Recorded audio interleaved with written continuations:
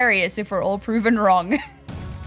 It would be something great if we were, well, if you were all proven wrong. I have never been wrong ever, and we'll see if that remains true after this series. Dust2 will be the opening map of the series. Again, they took Furia to the limit, but can they do one better than that and defeat Fluxo on Dust2? It is their pick. It's their time to show us why they have chosen this map. Heading towards long with the Glocks. Mari's got a P250 though. She's the raid boss. She's got the Kevlar, and she's got that additional range as well, which means it's a fair fight versus those long-range USPs. It really does make a hell of a difference. You don't always see it on a pistol run, but a map such as Dust2, absolutely you need that. Car position has been cleared out, and you can see that Fluxo are choosing where this fight will take place and how, with that smoke on the bomb site itself. But can they get the frags? Goddess looking for a second one, but she will be traded. Anna now will have a teammate next to her, but it's going to be awkward for them to get anything done from this position. Stuck on a low ground, and Josie will be in a 1 versus 4. Many targets coming her way, but we've seen more difficult clutches. 1 down and 3 more to go. Second one collected quickly, but Littles will put her out of her misery. That's a great way to start your pick of Dust2. I love the way that Fluxo played that. They draw their battle lines, they move back a little bit, they give that bit of space, wait till they're all together, and then attempt to re-aggress onto the site. But unfortunately for them, Atrix already in such a solid position. Mari goes absolutely massive. Well, 2 kills. Maybe not absolutely massive, but big enough. And unfortunately, it's... What the hell was that? All right, then. The scout highlights are continuing, picking up the mantle from what we saw from Cammy yesterday. That's a very nice way to start things, and that's even better. The 5-7 dropping the single player who made it out long. This is not a good situation for Atrix at all. They've got nothing to show for these kills. They can still be peppered by the 2 scouts in the hands of Fluxo before they make it into a bomb site. I think the stats to win this round are going to be very low right now. All I see is pain coming their way.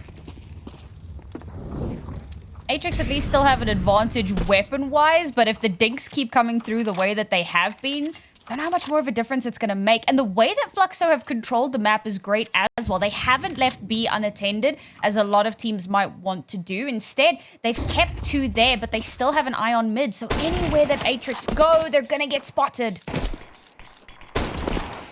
This is a very dire situation for them. There's no good option here, really. At least they're all high health. Now what do? You're 2 versus 5. You're probably going to die. You're probably going to give up some rifles. So what is the play? Is the play to try and plant the bomb? Is the play to frag as many as possible so they don't get free guns going into the next round? Bokel's got 9 HP. There's 24 seconds left. They kind of have to die at this point. Trying to save would be a disaster. Here comes the bomb plant. 2 making their way towards short. Sophia's close to that. HE's not coming out anytime soon.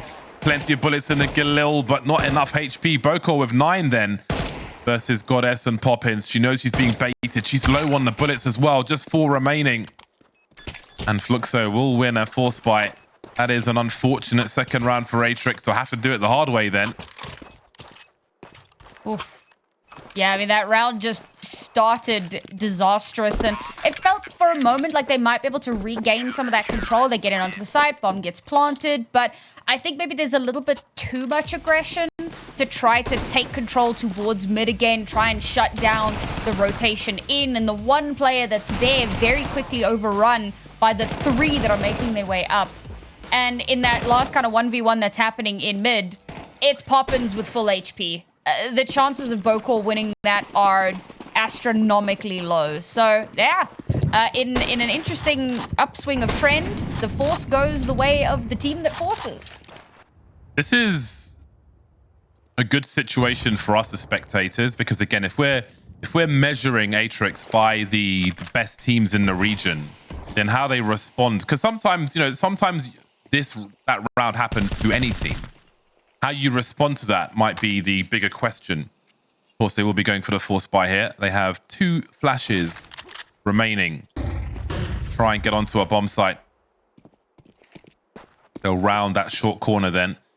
Now, one of the things that's interesting about the Dust2 map is trying to pull the CTs out of rotation, out of position rather, with the information you're offering them. They've established possession of short, but it looks like, well, there's a lot of people around that mid position. So what is the ultimate play here? They're threatening a push towards this A bomb site.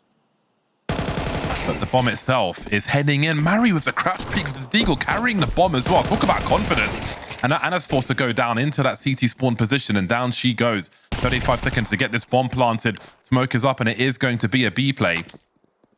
And again, this kind of tale will play out throughout the course of this Dust2, where they'll try to pull these CTs out of position. Taking that short area raises the threat towards A. Ultimately, it's a play towards B. But the crouch peek with the Deagle carrying the bomb through mid doors to get the opening frag is quite impressive indeed.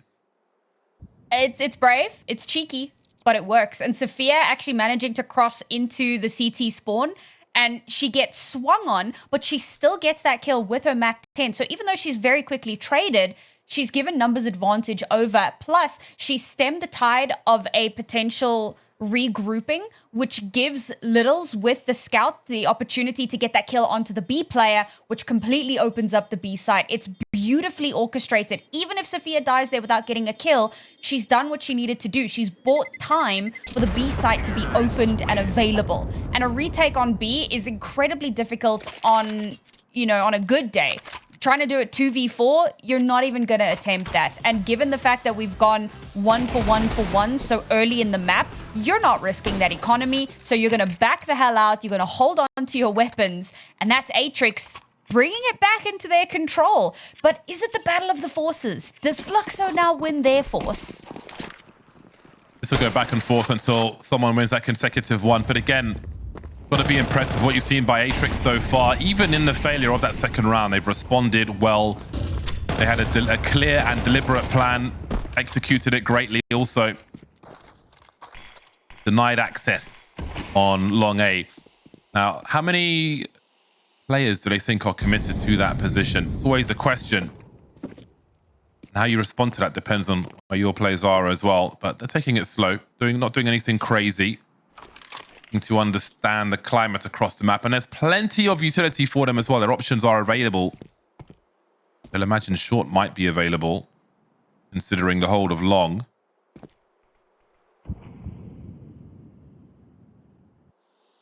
Is Anna waiting to respond to utility in this short position? Atrix like to pop flash their way around this corner. And there's a molly. And look at that HE. Down to 31. Has barely seen anyone. Shows that Fluxo are paying attention to detail as well. 40 seconds remaining. DTs haven't seen the bomb just yet. Now, what is Sophia's role on short? We can see where the bomb is. Still 3 players stuck towards that A area. Maybe this is partly a response to an initial take of long. See the nade starts to come in towards the B bomb site now. Josie's got a very nice angle indeed. Poppins trying to do what she can. The burst with the MP9 will be good enough for a second frag. Lurker in mid is eliminated, and they'll barely break ground on this B bomb site. Littles versus the world, and she won't last very long with such little HP. A very good hold by Fluxo. I think that Atrix doing the same thing a second round in a row, little bit risky. And the fact that Fluxo had taken very deep long control meant that they had a pretty easy rotation. Goddess is able to get in behind up to top mid and can very quickly see, hang on, this can't be an A hit. There's no one here. And she gets that backstab, and very quickly Atrix's entire attack gets shut down in its tracks. So now we need to see something different. That same fake, not going to work again too soon.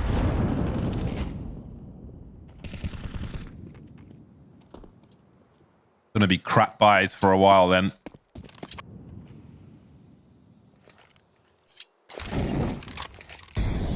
Scout out once more. He's establishing presence on short. Fluxo look more prepared to respond to this. They've dropped off short entirely. They had 2 players there, but they've chosen to make their way into CT. Maybe they're really expecting another play towards B once more. And look at the radar. Atrix all heading in towards mid. Maybe they've played this trick one too many times because the CTs have a crossfire and Poppins is basically playing anti-flash as well. So this could be sheer brutality. Is this Counter-Strike or Mortal Kombat? Because we might see a finisher here. Or will we? The numbers are here, but Younger will surely be able to get one more. Maybe not, just trying to dance around that smoke. And they have lost a B bomb site. They knew what play was coming, but on this occasion, it didn't go in their favor. Goddess now has got herself a 1 versus 1, but they will manage to escape for a moment. But Anna will clean Littles up. That makes it a 3 versus 2 retake. They've got one flash to make their way in. Can they get the trade frags? Here comes the flash, and here come the CT. Simon playing anti-flash, manages to dodge it. Sophia running distraction now, and Simon needs to clean up, and they both will. A big hold on the B bomb site, and again, they were expected in mid, and they still managed to force their way through. Yeah, I mean, it feels a bit rough, but I'm going to put a little bit of responsibility on Younger there. I get she's trying to play a little bit more safe. She doesn't want to get flashed out. She doesn't want to get caught out. But unfortunately, while she's kind of ducking and dodging from some of that util, her team in mid are dying. And when she does eventually rear her head, she's not able to connect onto anything. And also Goddess that went through on that flank, not able to connect the shots onto the player in mid. I believe it was Lil Z. I could be wrong on that one. But she's able to slip away. Eventually that kill does come through. But at that point, you know, you've kind of whittled away a lot of that time, and you've bought time for the rest of Atrix to get into a good post-plant setup. And again, retakes on B, man. It's so difficult. And I love that you've got someone playing all the way towards the back of B, because instantly you get the information, all right, there's 2 players coming through the window. So you can give that over, and Sign On holding on door. She can spray down and she can connect those shots. It's a great hold from Atrix, and it's another force, man. If Fluxo win this round, I give up at that point. There's just no way. What's also interesting is that we're not really going to see a proper full buy until these forces back and forth subside, because we're not going to. No one's going to have the money for an AWP. This will be the scouts, the mixed bag, pots and pans, time and again. So we might see a very different style of Counter-Strike later should those full buys come in. And I lost early, makes things harder for Fluxo. So maybe this is where the big reset comes in. Younger forced off the angle with the scout. If there are any more headshot highlights. Again, they establish position on short. Maybe when the full buys come in, they start to switch it up, because again, they want to try and pick off this mid player. And if they keep finding success, then why not? And they can always run the same round slightly different. Catch them off guard in a different way. You can see Josie's pushing through B tunnels. Risks have to be taken, especially when you're at a woman disadvantage already. And there's so much time for the T's also. Poppins falling back now. Josie hasn't full committed, and they head back towards short. And now they are devoid of information, Fluxo. Just the one person on the bomb site. Holding the bomb site. That's Younger getting flashed off the angle with the scouts also. Nice detail from Atrix. But that will allow Younger to hold position on long for the time being. So there's a potential retake to be attempted. Younger's holding the 1 kit for the 4 players of the squad. Bomb has been planted. Mary waiting on long to go for a late lurk. Once the CT start going for that retake, she will have very good range indeed. Not everybody has a rifle on this CT side. That may change, and the 5.7's good enough for Poppins. He will drop, but here comes the trade. Now Mary's got to get there very quickly. She's being looked for. Fluxo know these strats of Atrix, and suddenly they're in a 2 versus 1. And Younger, who was in pit with the kit, is on site and defusing the bomb. And the force buys might just continue, because we are 3-3. Bro, there's no way. There's actually no way. I love that they left Mari outside long for so long, because for 2 rounds in a row, Goddess has gone on a flanking mission. So they're like, all right, cool, you chill there. When she comes out, you take her out. Unfortunately, that means that in that post plant, she is so far away. And so for her to now have to get to the rest of her team, the rotation is going to take way too long. And, you know, at that point, Young is already sitting on the defuse. What an outrageous round for Fluxo to win. And the forces just keep coming. We're 6 rounds in and we haven't had a full buy yet. Fluxo are clearly well studied on Atrix's action, and I think that score against Furia would have to ring alarm bells that they have put some significant effort into this map of Dust2 Atrix, but Fluxo certainly have in terms of the counter strats. Again, expectant towards mid, knowing that Lurker was there. When that Lurker came into that long position, there was already a CT watching her. Unable to surprise Fluxo. Still able to win the duels though. Now they've opted for long possession, and what Poppins has a very aggressive angle on short. He's just waiting for the T's to show their head, just constant jiggling, looking for information. 1 minute on the clock. Common scenario from a T side, taking long, just holding position for now. 49 seconds remain. They have 3 flashes and 1 smoke to get onto a bomb site here, Atrix. With their 2 AK-47s. Younger is in the palm tree position with the scouts, so she will be the early warning system. And there are 3 incendiaries and flashes for the CT side, so this could be quite difficult. However, Younger's the only person on the site. If she gets her head popped, then these CTs on short will have to retreat. They're doing so already, actually. Younger has dropped the first one. Oh, this is brutal now. Death by paper cuts. She is just maiming them to be finished off by the MP9s and such from Fluxo. Pre-fire from Poppins. Trying to make their way onto the site. There's utility everywhere, and only 5 seconds to get that bomb planted. Fluxo are absolutely ready for this, and Goddess can let go of her keyboard and mouse, and she'll still win this round. And finally, the trend of force buys comes to an end. It's taken a hot minute to get there. I say it comes to an end, but now we have a, 2-round win rather than back and forth and back and forth. So one team can finally start to actually build up that economy. It's still not a full rifle round, but we're getting there. And that was an unfortunate one for Atrix. The fact that it still came so close, the problem was too much time left over. They've been a little bit quicker on the draw. They could have made it happen. They might make it happen this round, though. Hero rifle, love to see it. Keep the damage up, stop them from getting that full buy. 2 kills very early on indeed.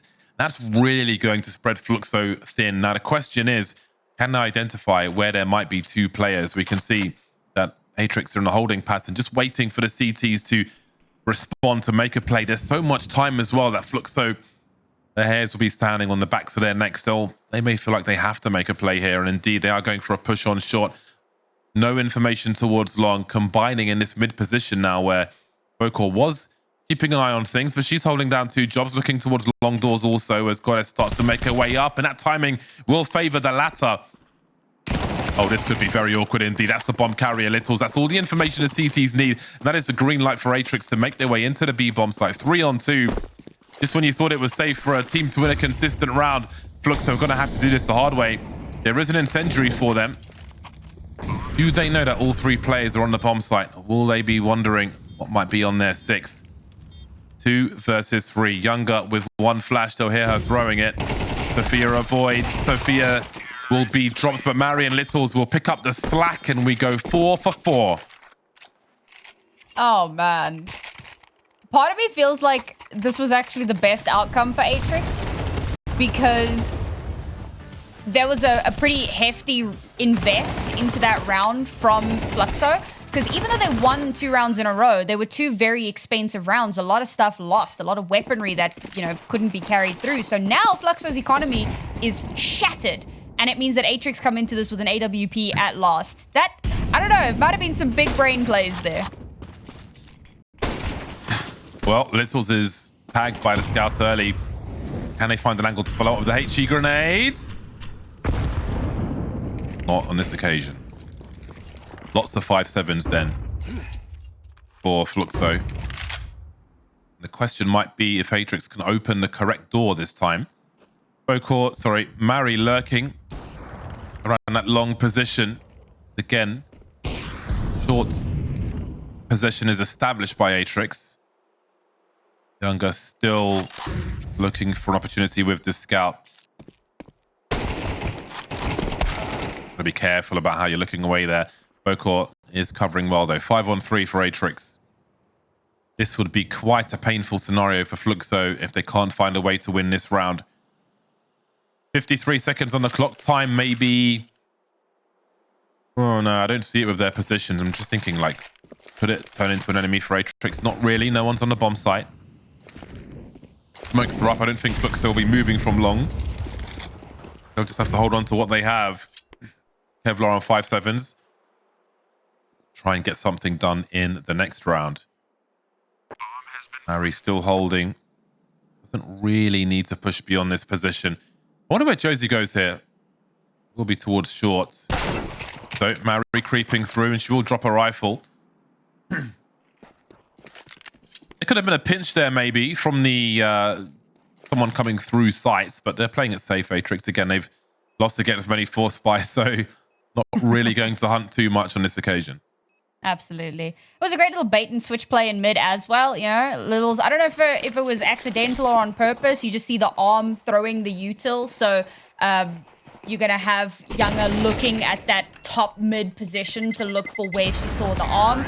And while she's aiming there, she watches Littles run across, tries to get the shot, and from down below, it's Bokor that gets the kill. So it's really well played to allow them yet another kill in the round, give them even more of that player advantage. And it also goes to show that they take even these low-buy rounds very seriously, and they have to, especially given how back and forth things have been.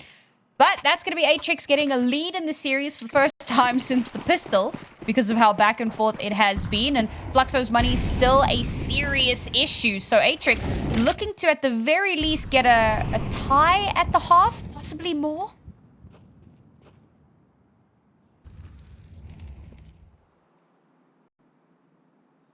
Like the boost on short. Nothing doing on this occasion. Being proactive through B as well, our Fluxo.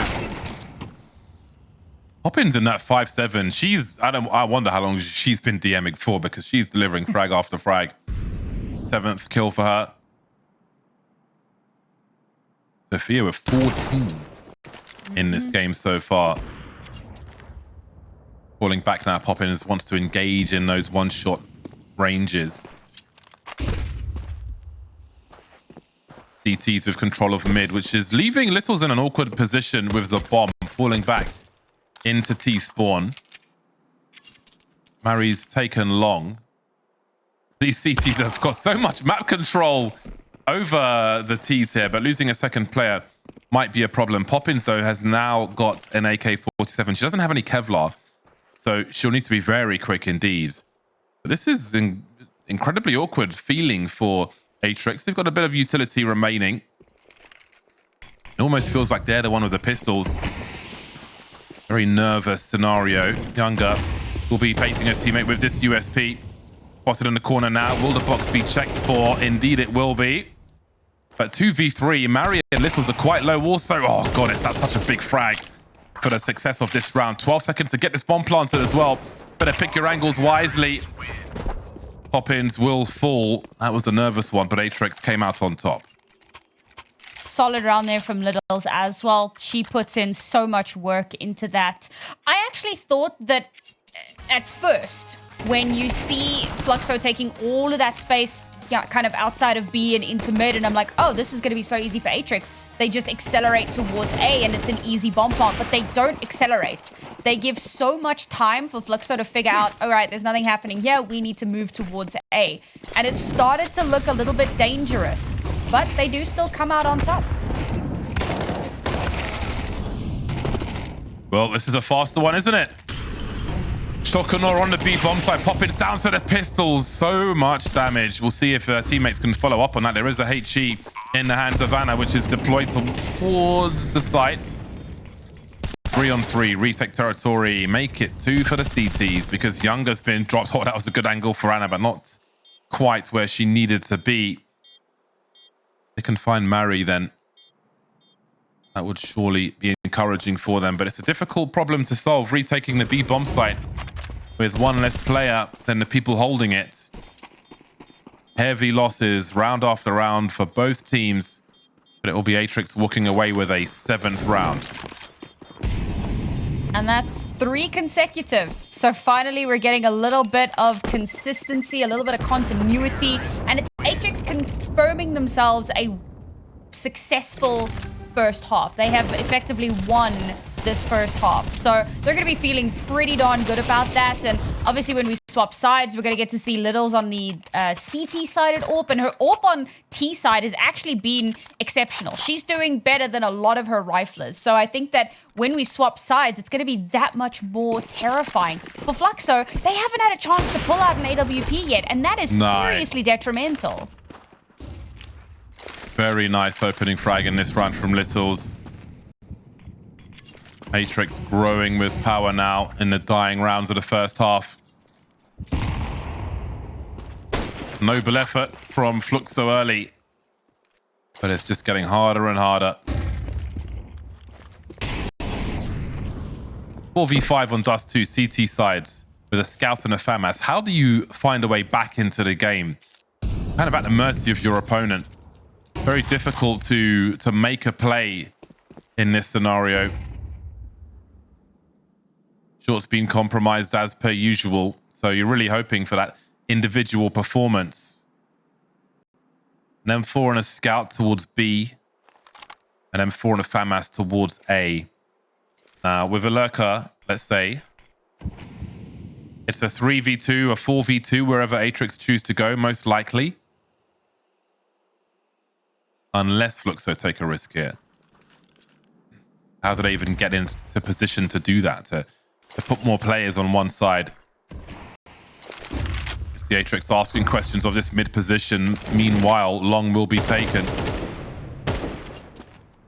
One stuck in the corner, but Bokor won't outstay her welcome. As you can see, she is a magnet for CTs at the moment. And that's a very important frag as well. Fluxo being taken apart like Lego in this round. Only so much they can do. The numbers are too great for the T side, but it seems there will be more losses for Fluxo. 9 seconds to get that bomb planted. Don't forget that bit. Younger then. 1 versus 4. Put out of her misery very quickly indeed. Back and forth, but Atrix pull away towards the end of the half for an 8-4 scoreline.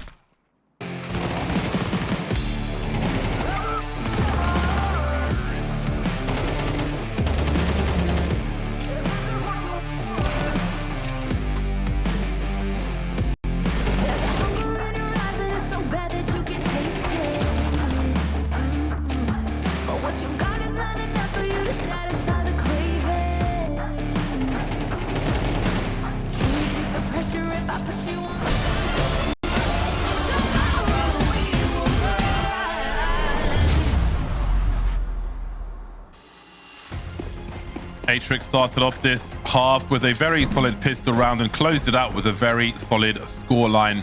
Fluxo have it all to do now, starting with their T pistol. Quickly into B tunnels and have a look at this. We've got the CTs playing top mid in the pistol round. What is happening? Meanwhile, the Ts will start to threaten to head into the B bomb site where Sophia is alone and she's going to be in all kinds of trouble now. You better have your headshots ready. She will be the recipient. So retake with, well, you don't really need nades so much on the pistol round. You just need the headshots when you're the CTs, and they'll have the range in terms of these pistols. They've got the numbers as well for the 4-on-4.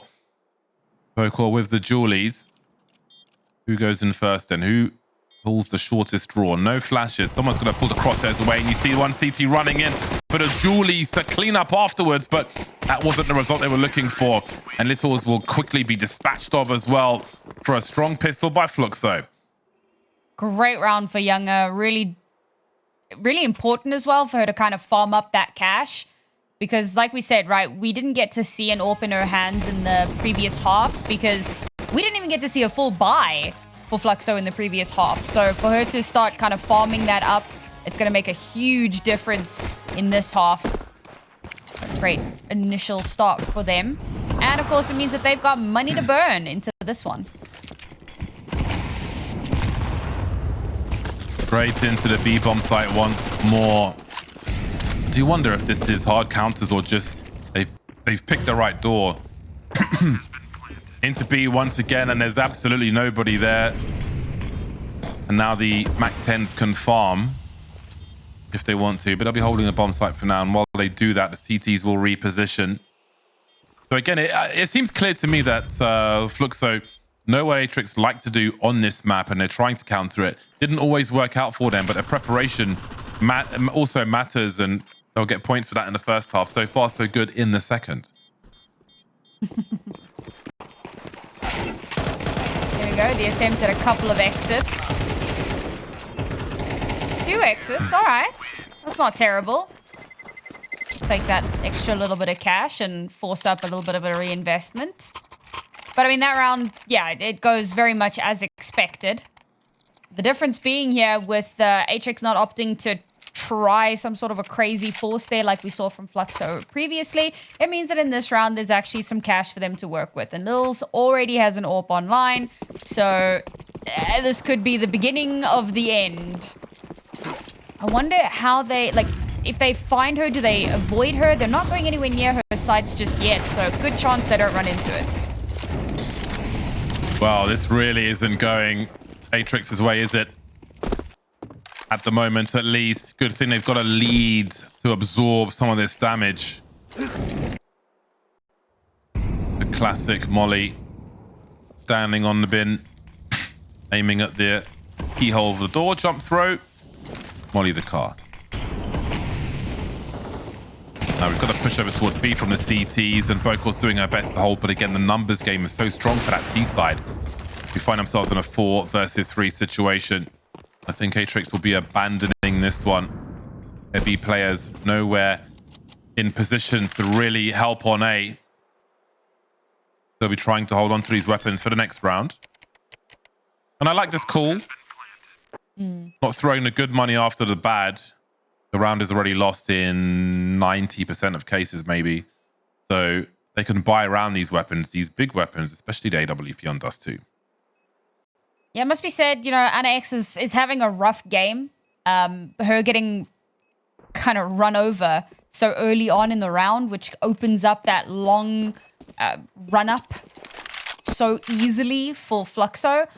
It's just not the way that the round needed to start for Atrix. And then they lose Mari as well, and an attempt at a retake there is, as you said, right? It's almost impossible. So the save is definitely the right call. Hang on to that AWP. Live to fight another day.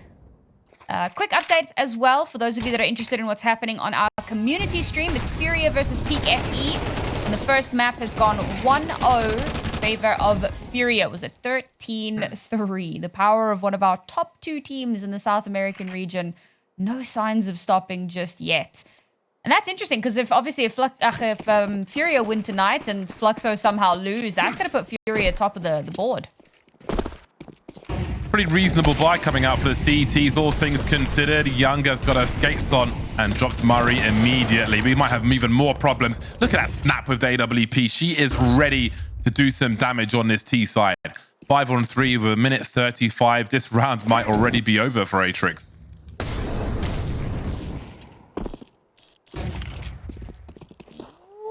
Littles actually manages to avoid that molly slightly too far to the right. So her position is relatively unknown still, but they are just going to back away. Possibly the right call here. I do like the aggression into mid, though. Could potentially catch Fluxo off guard. Both AWPers unaware of each other in that long position. That could be quite interesting, especially if they stay scoped in. In the meantime, almost a double peak setup here. Might see a big swing from Sinon. Now, does that utility pull the CTs out of position? Surely Littles knows that it's only one person throwing these grenades. She'll know somebody's there now. And here comes that swing. Oh, there's so much damage here. Atrix have absolutely murdered them in those B tunnels, but the bomb's still making its way over. And Younger is a country mile away. It's almost a 2 versus 1. Sophia, does she commit? She does. Bit of baiting there, and she catches the 1 versus 1. Surely she knows she can defuse this bomb.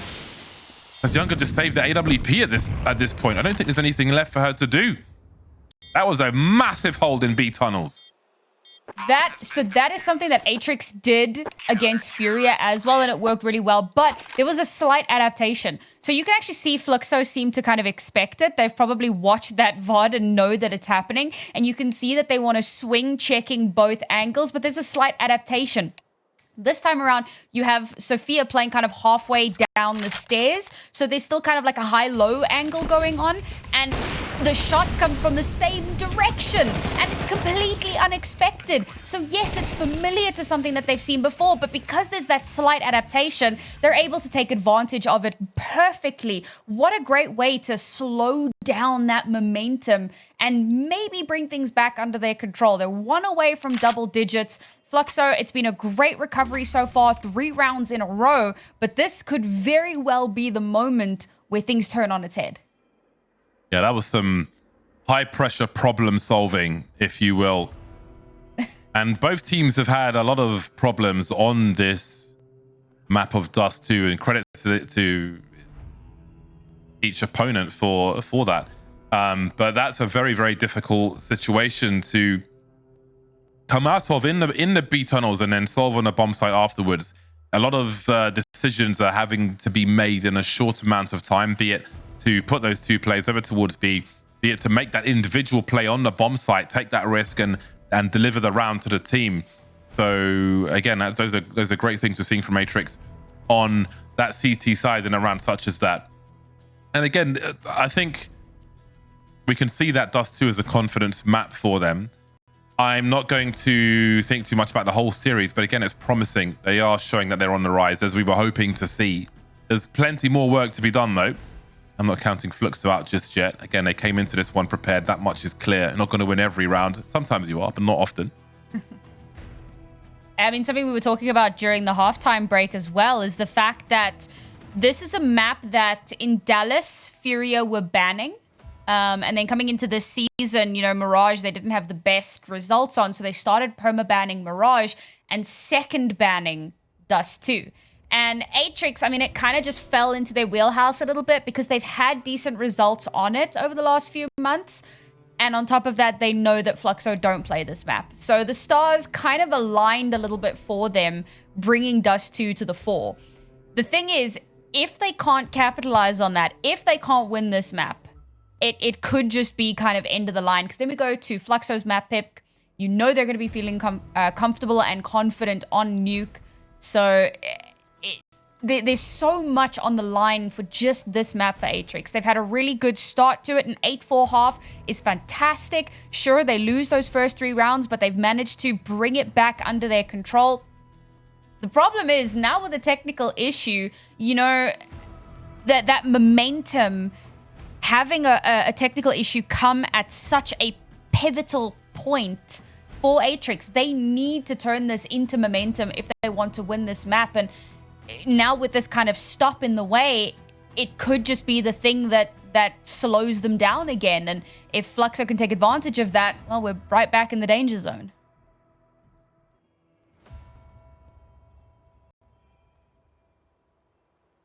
I'm very curious to see where this whole series goes. I'm very curious. Again, we're used to the usual suspects winning matches, but at some point, people who put the hard work in will rise and add their name to the mix of said usual suspects. And I do wonder how far Atrix can go in this series. Looking good on Dust2, but still an underdog in this series overall. We'll see if they've got the guts to take it all the way versus Fluxo. Still in the first map of the series, if you're just joining us. Dust2 Inferno as a decider, should it go that far. There is Poppin, still looking very focused indeed. Bless you. Big sneeze.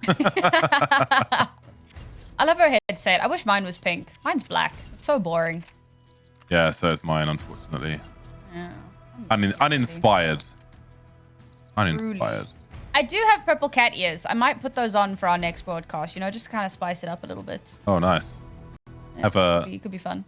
Have a pink espresso cup that my girlfriend gave me this week. That's amazing. So that's good.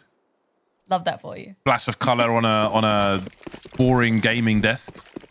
Anyway, back into the action. 2-round lead. Atrix lead 9-7 over Fluxo. Littles will have the AWP, as will Younger. So the action may get a little spicier now.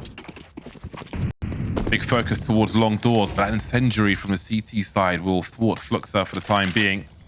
Holding position. Littles is in an aggressive spot towards shorts. After the initial hold of long, we can see Atrix have repositioned with 2 players in mid. Maybe this is something that Fluxo have been waiting for. Again, we've seen a lot of counter-strats from them and attempts as well. Heading towards the minute mark, as Fluxo have almost all of their util. So it seems there is a very deliberate plan. They go for a 2-person swing.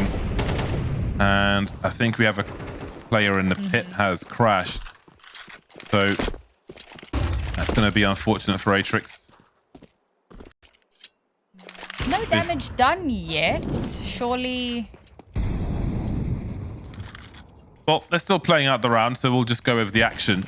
Goddess starts to creep up. 4 players committed to this bomb site now for Atrix, trying to defend as best they can. Littles with the AWP. Here comes a high flash from Goddess, but which way will she go? That AWP is so blind, and the CTs are mostly behind the smoke. But look at Sophia come through and clean up, crash or no crash. They lose no other players. Good Just lord. Littles And I think falling. I was wrong. I think Poppins had taken a little bit of damage there early on in the round. So yeah, very unfortunate. But like you said, you know what? Who needs a 5th player when Sophia's had such a good game. She's been a little bit quieter on the CT side just because of the nature of the first few rounds and how kind of difficult it has been for them to gain traction. But she's been a rock star for the vast majority of this map. She's still top on the server. She's knocking on the door of a 2.0 KD. She's performing lights out. And that round was another example of it. Great shots from her, great little bit of cleanup to make sure that they maintain control towards the site, and that tips Atrix over into double digits. Yeah, I guess there was a burst through the smoke. I'm not sure if there was a flash with it or not, but whatever they did, it was good enough to send Fluxo to ruin. Look at that avoidance of the flash. Ninja moves from Littles. Very, very nice indeed. And there's the big swing from Sophia, delivering all the frags necessary to put Fluxo in the bin. Crucial moment on Dust2 as well. Very strong position for Atrix unless something goes wrong. But that doesn't look very likely with the situation for Fluxo unless they went for a force buy here. 7-10. They'll need to make difficult decisions now. To be fair, we do know what the force buys are capable of in this particular matchup. We had 6 rounds of it, just force after force after force. So if Fluxo do go for it, doesn't look like they're going to. Instead, we'll just have a couple of upgraded pistols. I say a couple, it's a few. In South Africa, we use a couple to mean a few. So if you ever hear me say a couple, it means anything between 2 and 73. So, yeah, Tech9s, will the rush complement it? Dust2. It's not quite an ancient or a nuke where you can more easily at least attempt to collapse on a bomb site. Quite a dicey prospect on Dust2. It might be the best option. There is support, and Sophia is playing anti-flash. There's the first one, although she gets domed immediately. Such is the power of the Tech 9. There should honestly be a church for it, as it is quite something. Younger will find a great position, as will her teammates, to collapse on that B bomb site then. But can they get the bomb planted? 3-on-2 scenario for them. Just a flash remaining for Atrix in the hands of the sniper. Bomb getting planted. Quick look towards tunnels. Nothing doing there. They do commit to that bomb plant. Vocal low health will take the AWP. Littles isn't doing much better. She has that one flash which gets deployed now as they try to make their way in. Almost a multi-frag. Younger in a 1 versus 2. Now she knows exactly where that last player is, and look at those headshots come through. 2 crucial frags to keep Fluxo in the fight. Great round from Younger again. You know, when it's not really a case of anchoring so much, but when she's on that B site in a post plant, she gets it done. We saw it on the pistol round with 3 kills. We saw it in this round as well with an extra couple in her back pocket as well. Great stuff from her. And again, you know, that B site, if you can get a couple of early kills, right? You kind of play for picks early on and then move your way into the B site, get that bomb planted. You're in such a good position to hold on to it. So I like the decision from Fluxo. That timeout definitely came in handy. You know, the Tech 9 rush that I was hoping for, it comes to fruition. I'm a big fan. It wasn't even one of the force rounds that we thought might come out. It was just pistols going absolutely mental. So great resurgence here again. And that's going to start to reset things a little bit as well, because Atrix, they haven't been on as much of a streak as they would have wanted. So while they still have a bit of cash in the back pocket, it's starting to get a little bit more dangerous for them. Yeah, that money's been broken for the time being. They will be on a knife edge when their next buy comes in, and they'll definitely be feeling that pressure, assuming we go to a 9-10 scoreline for them. A moment to reflect before we get there. I don't know how much the money they even spend on this round. I don't know that you want to be short of anything in the next round. So you really need to be careful with how much you spend on a round such as this. That missing grenade could come back to bite you in the butt. But we'll see what their buy looks like once we get there. You a claw grip on your mouse, or what was the other grip called? I don't know what it's called. I can't even remember. I'm not a claw grip. I'm the other one.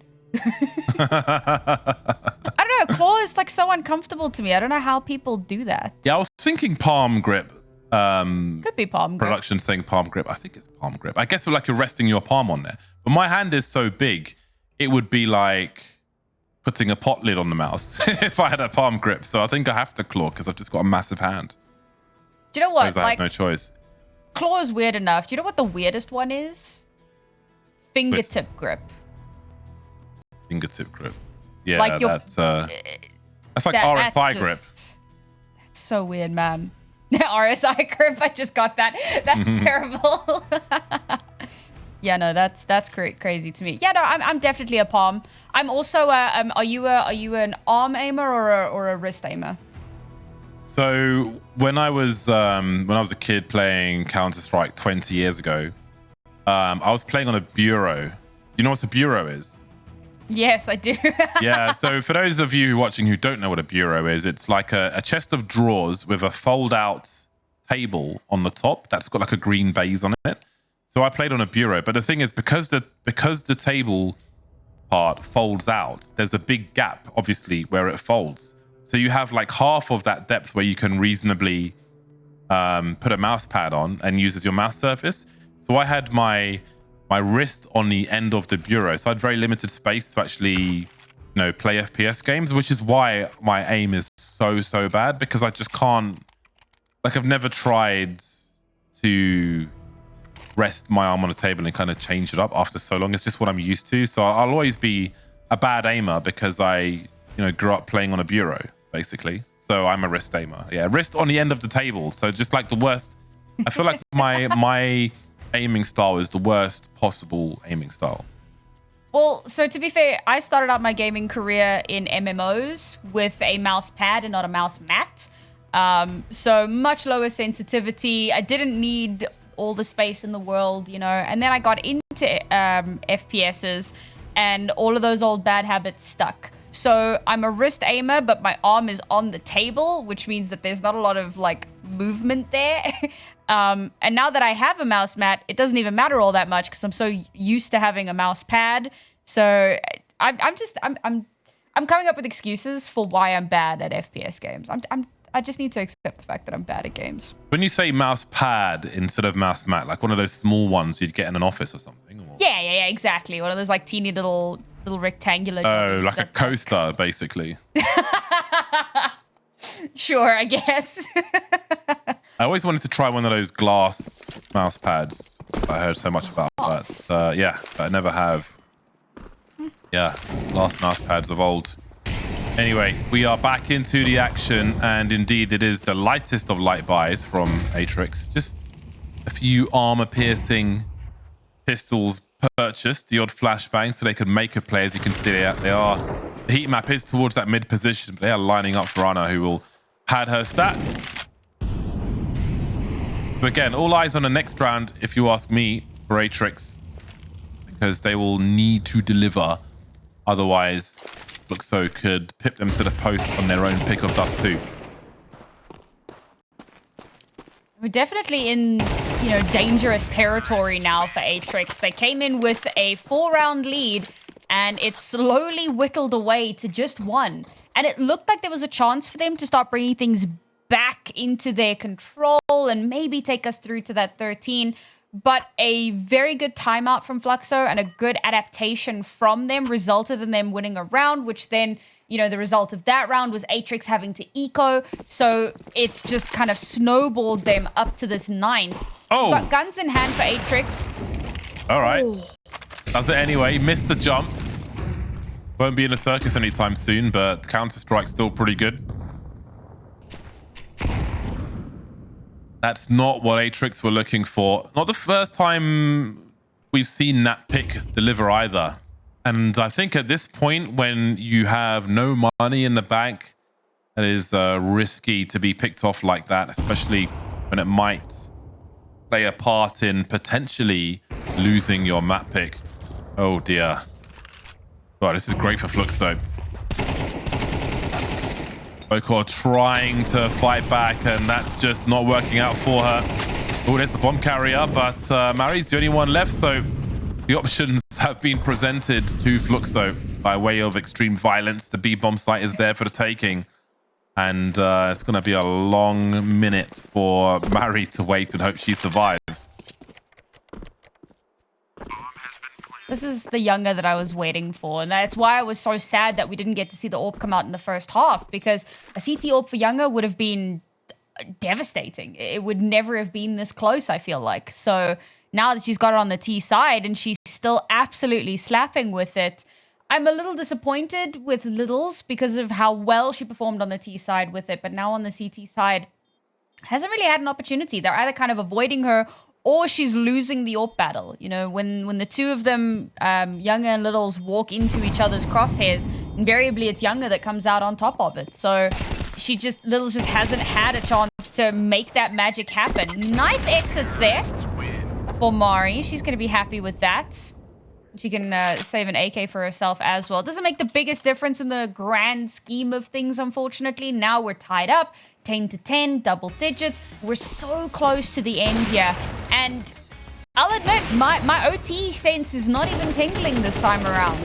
I think that Fluxo might just be running away with this one. Well, let's see. Hero Rifle has 1 round before. Mari has some Kevlar, and maybe if Simon follows, she can pick up the rifle should it get dropped. Ideally, you want the player with Kevlar to have it. Now, Mari's bought some util. I'd imagine Some of that will be dropped to her teammates to put her into position to win.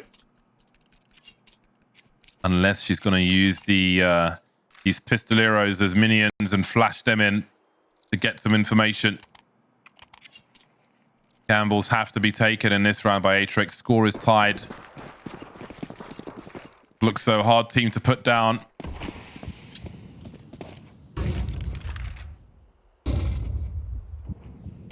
You can see Fluxo basically holding position to see what the CTs might be up to, what kind of play they might make. There comes the swing on long, and Younger can just leave that situation, limit the risk. That's the challenge here for Fluxo. Limit the risk. Clearing the B halls now as they head towards that B bomb site. Seems that they have solved the challenge for this round. And at this point, Mari may want to just hold on to that AK-47. Although with the util they have, will they feel invited to go for a retake? Could have a surprise CT here in Simon as I think maybe a flash was attempted. Didn't quite work out though. This round's over. I feel like in that long push from Atrix, Bokor's going, why me? Because it's Sophia who runs out first and Younger, fully flashed out, catches the second player. I hate that, man. When you're like, they weren't even aiming at me. Why am I the one that dies? It's rough. But again, we didn't expect too much to come out of this round. And unfortunately for Atrix, they couldn't mount one of those crazy anti-ecos that we've seen before. At the very least, Mari is going to get to keep this AK. She did the right thing. She kind of chilled all the way on the other side of the map while the rest of the players look to try and get some exits, maybe pick up an upgrade if they can. Not to be the case. And finally, Fluxo take the lead for the first time since round 10. Round 11, we got to... No, I lied. Round 9. Round 10, we got to 6-4 or 5-4. Somewhere there. Again, I'm doing maths and I shouldn't. But point being, it's been a hell of a long time since we saw Fluxo in the driving seat and in the lead. Sometimes the plan is to win a series in 3 maps.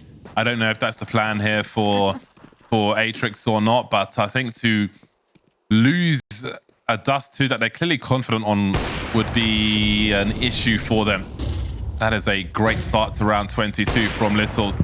Little elbow jiggling is punished. Is there an AWP there? The answer is yes, and now you're on the floor. 5-on-4. They continue to creep forward, though. Are they willing to go for an earlier round here, as you'll often see a long take and then some idling from a T side, but Littles get another one for free. Good positioning to try and avoid the util as well. She's got good cover from Bokor, leaving only 2 plays for Fluxo. They've got a full buy in the hole should this one go wrong, and it is going very wrong for them as they have just a 1 kill so far. This was getting barbecued.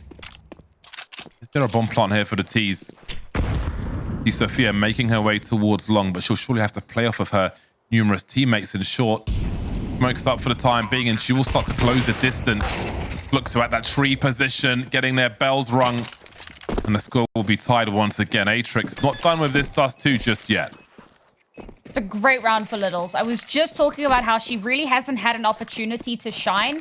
Most of the time, she just flat out gets avoided. And I was a little surprised, maybe a little impressed to see that Fluxo go for that confident push. They get Littles off of her angle, and instead of going, all right, cool, there's an op here, let's retreat. Let's go somewhere the heck else. They opt to push it to their detriment, but... You know, I respect the attempt at the confidence play. But Littles is going to be really happy with the fact that she's able to get 2. She does a ton of damage onto her 3rd, which is then easily followed up on. And at that point, Flux only have 2 players left. It's a perfect hold from her.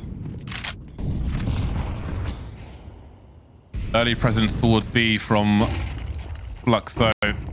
Early push into the B bomb sites as well. Maybe expecting a CT setup elsewhere. Now Sino's got a lot to do, but there is utility coming in. A HE towards the door won't be enough. Don't think anyone had any flashes to help her out there, and Younger gets an easy one on Bokor, swinging through the door. Oh, there's a jump. That's got to be a mistake from Poppins, and that could be crucial for Atrix.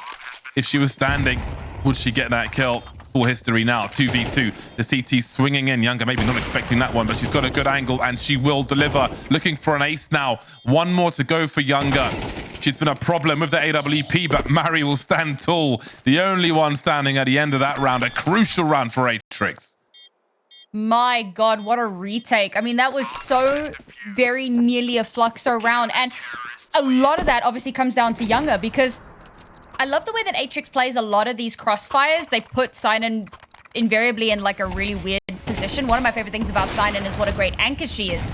And so they put her in like a slightly off-angle spot, and she gets 2. Younger immediately trades it back with 2 of her own with an AWP. She then follows that up with another 2 onto players that are attempting to retake and get in onto the site to, you know, defuse the bomb.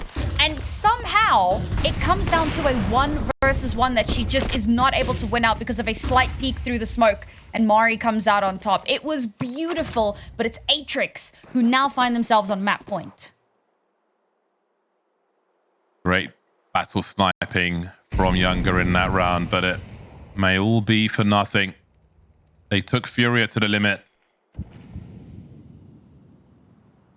It might take Fluxo past it.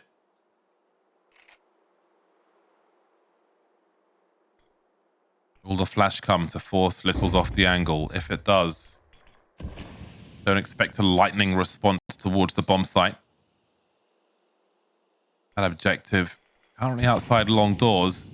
That resmoke may really slow things down even further.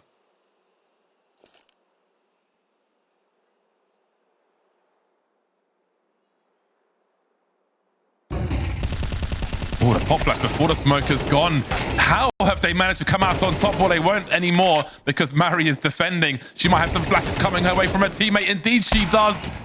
Oh, that's beautiful from the CT side. Europa often, oh, that's brilliant. Absolutely wonderful way to finish things off for Atrix. A solid hold on long to take the map. Oh, look at that excitement, man. You can see how much it means to them to be able to come out on top of this one against the best team in South America. The gamble of bringing out that Dust2, and you could barely call it a gamble, really, works out so well for Atrix. Until she tries to glean for her squad. 4 on 4 then.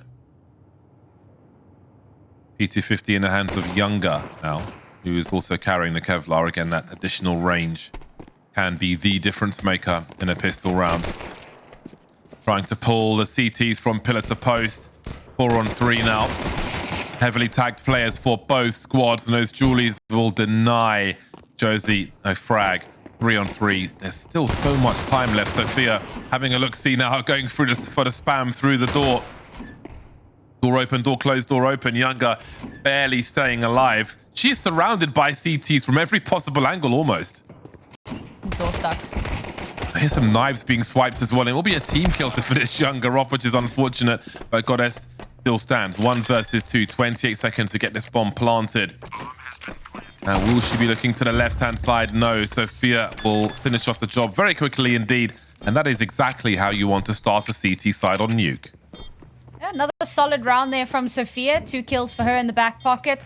Started off really well. Anna opens things up with 2 kills, and they have that player advantage. But with the amount of chip damage that consistently came through, and then the unfortunate team kill as well. And a lot of that team kill can be attributed to all of that chip damage. You know, 1 stray bullet isn't going to kill your teammate when they're full, but when they're not, when they've already been tickled down, unfortunately, things can go very badly. So that's Atrix winning yet another pistol in this series, but it's Fluxo going for yet another force. With that bomb planted, they've got cash to burn, and it's going to be Mac 10s galore. Looking for a prompt one. Some utility to wait out first, but the flashes will be good enough to make their way downstairs. Sinan will spot one, but not pop any of them. Will she go for the chase? The B bomb site has been compromised, and Mari will do what she can. That's good for 2. Looking for a 3rd. That's big damage. They are dropping like flies, Fluxo, in this round. Bomb plant will be super important. Poppins will secure that at the very least, and not much else. Just the 1 frag. The bomb plant is something to focus on for the rounds to come. That bonus money will be important. Only 1 loss is great for their opponent there, Atrix. 4 players standing at the end of the round is wonderful for them.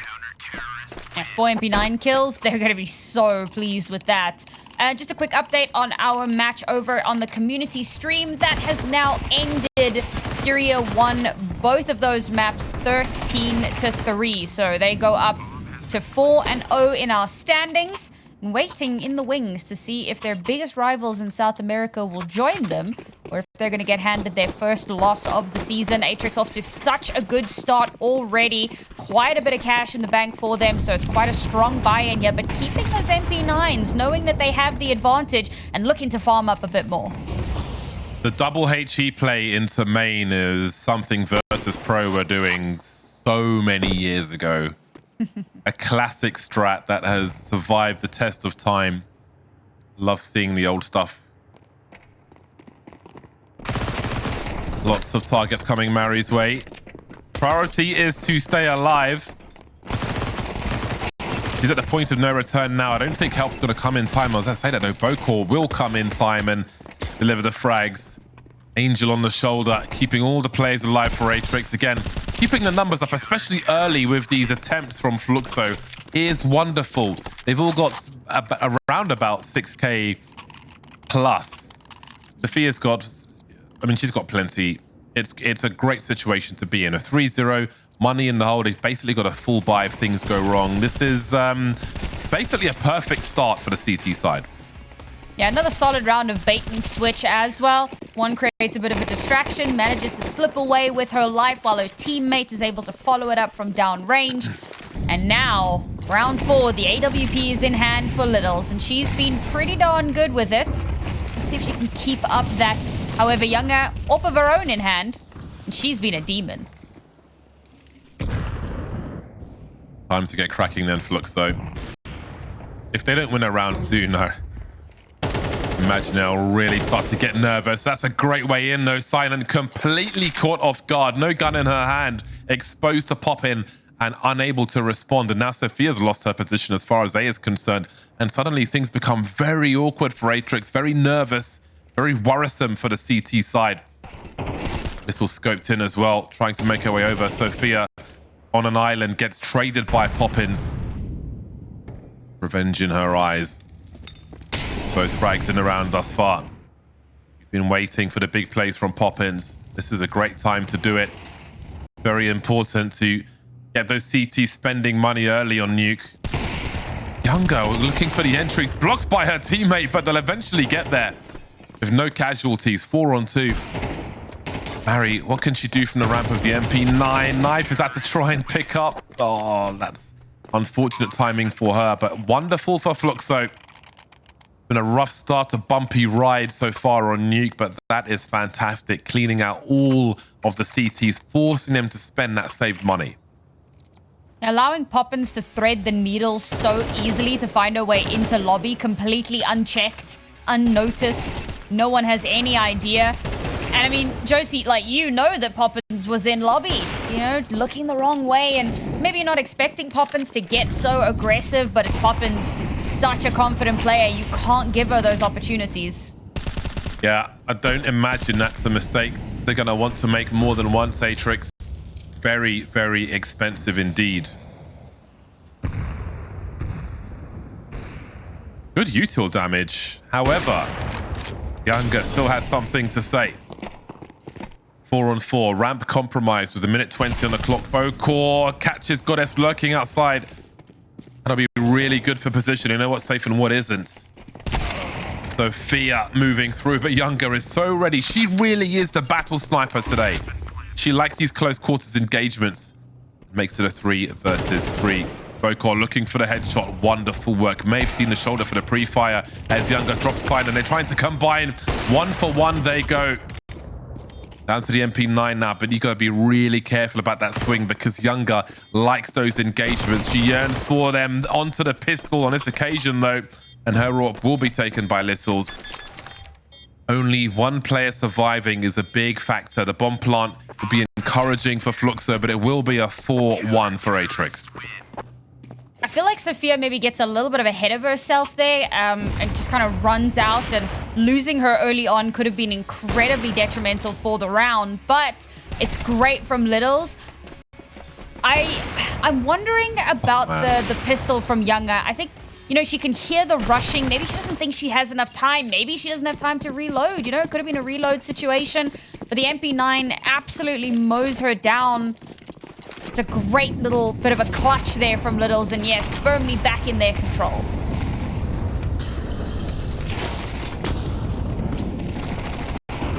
There's a lot of fire on that bomb site, and I think Sophia's in a lot of trouble now, but somehow delivers two. I think the Mac-10 ran out of bullets, and that has changed the face of what it could potentially happen in this round.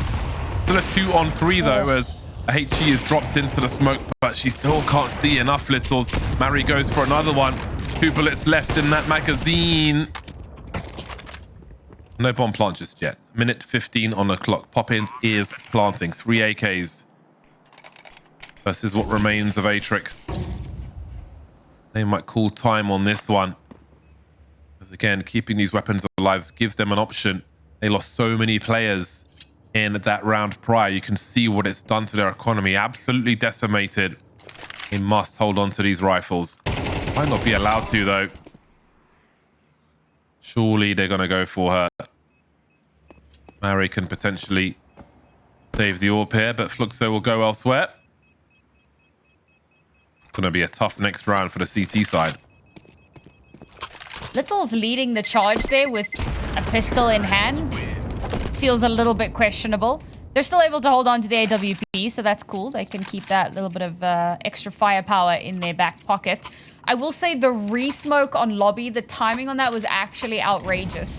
They knew that that smoke was going to dissipate soon, so they had to re-smoke it. But the fact that the smoke blooms moments after the HE hits means that the HE clears the original smoke but doesn't clear the re-smoke. So there's no sight line whatsoever for Littles. I don't think that timing could have been any more perfect for Fluxo.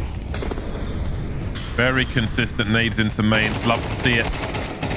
Sophia trying to dance with the MP9, but Poppins will deny. Poppins again, as Poppins does. And this round has been shut down in lightning fashion. Only the AWP remains for Littles, and with so much time on the clock, hope you can find a good hiding place. Fluxo, though, might be on that GeoGuessr. I think wherever she goes, she might be found on this occasion. You make GeoGuessr sound way too easy. Nah. I am terrible at GeoGuessr. The fact that there's a GeoGuessr World Cup is outrageous to me. People are just way too smart. Unfortunately, the AWP that got saved from the previous round is going to have to get saved into the next. Oh, that would have been a sick shot. But now they know where she is. I'm unconvinced there's enough time, and I'm unconvinced they actually want to push that. Yeah, it's fine. Just let her keep it. They want to keep their own money, to keep that pressure, should things go awry later on as well. They are quickly catching up. Now, the quest is to keep the CTs poor, so they can continue in such a fashion. There's a second one from Poppins so quick. I like how she just stops firing as soon as the player is dead as well, like instantly. She knows, yep, that's the job done. Who's next? I've seen so often where players stop shooting because they're like, yeah, I've killed them, and they haven't. I've definitely never done that, ever. Littles with the hero AWP. You can see her running facing down in case flashes are coming in through the ceiling.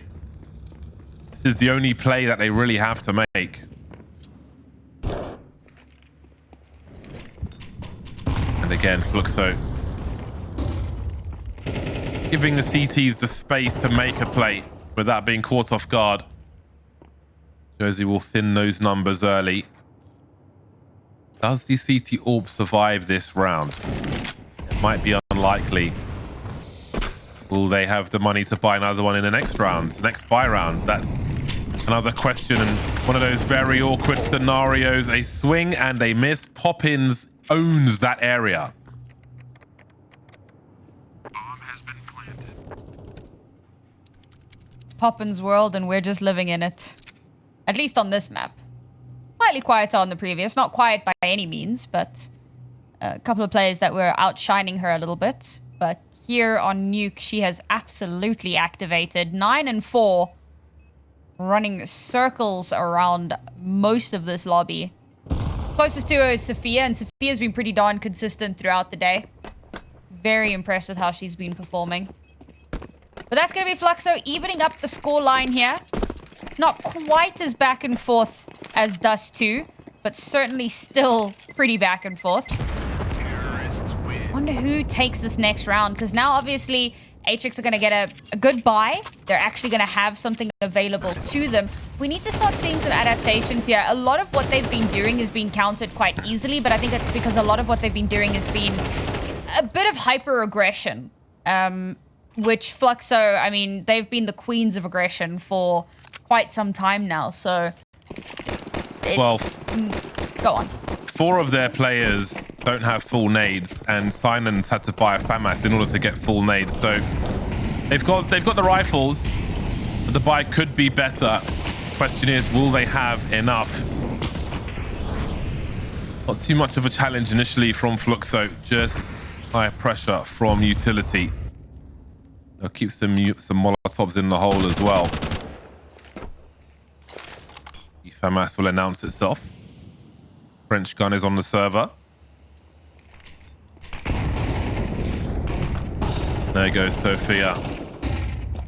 No let up from this pressure that Fluxo are delivering. Silence got to find a multi-frag here. It's the only way they survive, really, but they won't. 2 on 4 then, as Mary tries to find something, but unfortunately for her, she's against Poppins, who now has 10 frags to her name. And Littles finds herself in the clutch. Might get a 1v1 here. Got to be really careful about giving that up too easily, Anna. And she will be. Just keeping an eye on where Littles is, not fighting to the death here. Don't want to make this something she tries to go for. But again, the momentum is firmly with Fluxo here. And I don't really see a way back into this game in this half at the moment for Atrix. They are being run over round after round.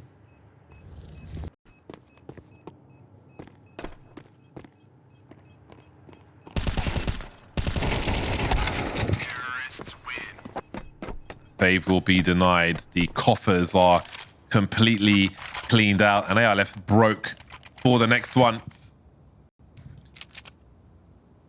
Trailing now are Atrix.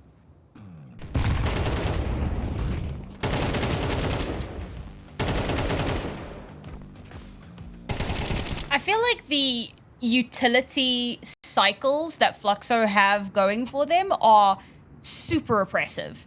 Like, they'll throw out a bit of early utility, and then Atrix will kind of maneuver around a little bit, reposition. Then they'll kind of start slowly coming back, and then the second wave of util hits. It's like an aftershock after, you know, an initial earthquake. It just hits you that much harder the second time around, and trying to deal with it is incredibly difficult.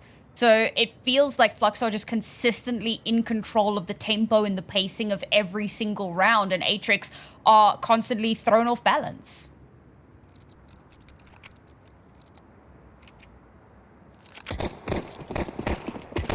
Unfortunately now, with Fluxo having taken the lead and Atrix back down onto pistols, and this is Fluxo's T side, feels like that map 3 is looming on the horizon.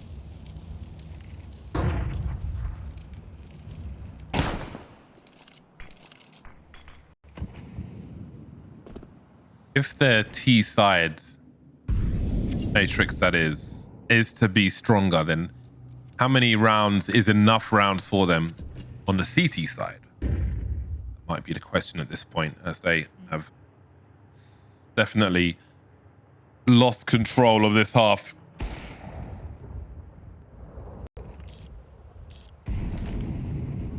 Perhaps 5 would be enough. Or possibly not. 4 is usually a decent number, but again, because it's Nuke, you generally want just that little bit more. I will say that statistically they are stronger on their T side, interestingly. So there's a world.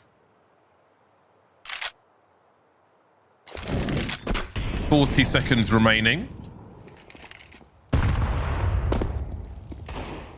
Now these are those scenarios where something goes wrong. then things can become quite problematic and the clock can become your enemy. You can see Sophia dancing, spotting the bomb. How many more headshots has she got in her? Not many. 1v3. Oh, that's a great pre-fire from Sign, and they managed to plant the bomb though. Lots of shoulder jiggling, and they will line up close enough to make sure they finish off that job. At this point, doesn't really matter how many of them are lost Fluxo, as long as they win that round, and they do. 6-4, no harm done. Full buy coming back for Atrix. Yeah, time just wasn't on her side there. If she goes for a closer swing, maybe, but goes for the wide swing straight into 2 players. Never gonna realistically win out on that one. They keep it expensive, but we're at that kind of too little too late territory for that to really be any sort of a consideration. 2 rounds left in the half here. Atrix desperately want to get them under their belt. Moving very quickly indeed, and maybe with all the graphics from the Molly Boko just couldn't track fast enough. Simon might find 2. Willing to chase the pistol. This is high risk though, putting out the AK-47 at the very least. What? Oh boy, this is getting awkward, but she's still managing to deliver even more frags. How on earth is she alive? That is an exceptional performance and may really make the difference for Atrix if they can finish off this round. She has no right to be alive in that scenario, but somehow things have gone in her way and Atrix's way. And they find themselves in a 3-on-2. Bomb being planted for main as Josie holds the angle. Wow, that's not going to happen very often at all, is it? But there's still more work to be done. Mary and Silent carrying kits now. Littles with the AWP. 3-on-2. Anna's got such a strong position. Good shout at landing the first shot. And she will do exactly that. Littles now shotgun mode. Doesn't quite work out. And Fluxo hold on regardless. That's a heartbreaking round. Sinan does so much and she had no right. The first spray through the smoke. Yeah, okay, fair enough. You're expecting players to be crossing. You just hold down M1.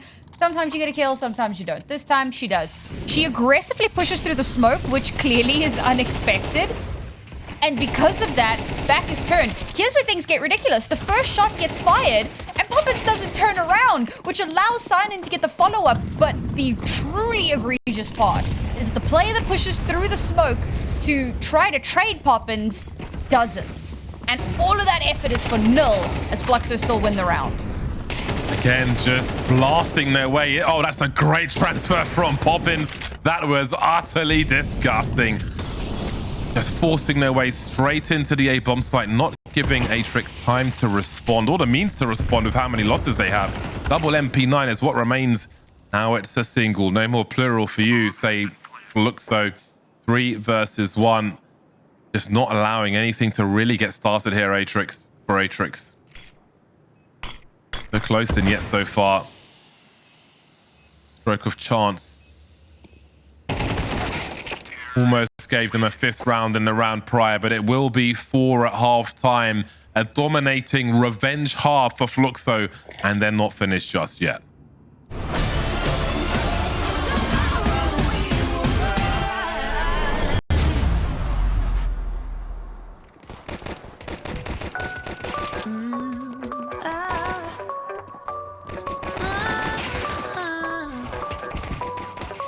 I just lost my hate. Not like I ever had one. Hotter than an inferno. Baby, that's my problem. I could make your life a living hell and not do it well. Now I'm looking at you, can you tell? I wanna love you savage. I'm gonna leave you back.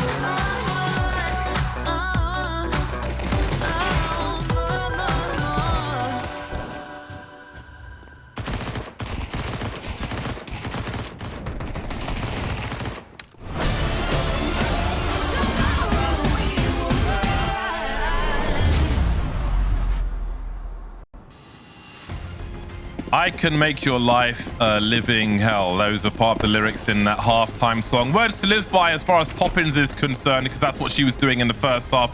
And I'm sure she wants to continue in the same fashion in the second. Fluxo enacting revenge, losing the first map to Atrix, dominating half of Nuke on Dust2. And she was an absolute savage around that hut position. Atrix heading towards the ramp now, looking to win another pistol. We're able to secure one on Dust2. They would really benefit from securing this one in the second half of Nuke. They need all the rounds they can get. Bomb planted, but woman disadvantage for the time being. Make it to Fluxo. Almost perfect HP. Oh my god. Looks like the door closed and dropped that T. Bokor now in the clutch. 1 versus 3. Needs the ace to keep her team alive here. Almost lining up for her, but she couldn't find the headshots. Fluxo take the pistol. Atrix are in trouble. This could be a short half. Interestingly, both of these teams are 2 for 2 on pistols. Both of them, managing to get one under their belt apiece. This is going to be Fluxo. And the problem is, on the previous map, it was Atrix that won the pistol, and they won the half 8-4. Lost the second pistol, but with enough of a buffer, still able to win out the map. Problem here, Atrix win the first pistol, end the half with only 4 rounds, allowing Fluxo to win pistol there, and I use the term allowing very loosely. Fluxo definitely took that one under their wing. Means that now they're 1 round away from double digits, and you could be right. We could be done with this one pretty soon.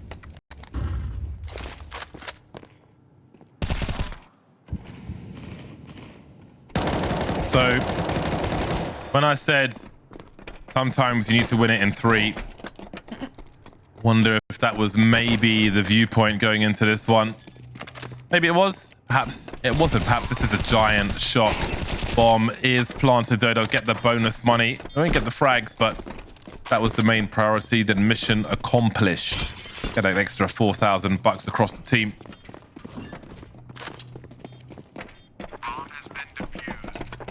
Nice extra money for Fluxo. No one being dropped is good. You want to build that money early. Those MP9s will be fine for this round as well. Double digits. I'm really glad that Anax has stepped up so much, right? Like, we were kind of speaking about it after the last map and how she had a bit of a slow start to the series on Dust2, but she's really stepped up here on Nuke. And again, you know, they're not super comfortable on that map. You could really see it. But now they're on home turf, and this is where Anax has the opportunity to shine.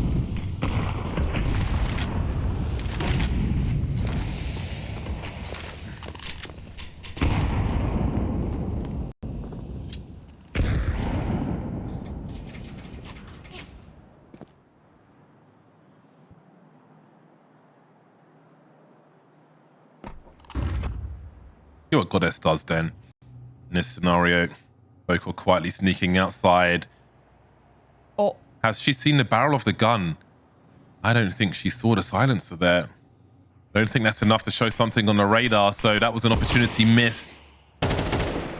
Oh, she's gone back, so perhaps she did. That's an important kill. That could pull players away from the A-bomb site, and she's definitely starting to get her skates on, but now the T's are gravitating towards the ramp. I was wondering if they'd use that as a bait and switch, but they're going to go for the split instead. But they've got to trade this frag. Josie finds 2, and Young is in a good position as well. Spots the bomb, and Anna is on the flank, and no one is checking for this. The dream is collapsing for Atrix. 3 versus 2. DT's chasing them, but there are some mollies for the T side. They can delay to some degree. They won't know that all 3 players are necessarily coming from this position. Well, they'll be delayed for a few seconds. Oh, pop flash as well. Little's having a look. Got to be careful though. Look at Poppins force her way through. The can opener for Fluxo will do what needs to be done. And Fluxo will make it 11 to the 4 of Atrix. The bomb plant won't be enough. Oh. Definitely an unfortunate situation here for Atrix. A little bit of cash to spend in here. Now, do they go for a full force, knowing full well that a loss here puts them on map point? Or do they go for something a little bit more conservative and know for sure that they have money into the next, right? It's that difficult decision. I think you go for the force. You've got to try to bring things back under your control, because if you don't, this would be a terrible way to lose map 2 after such a close first map.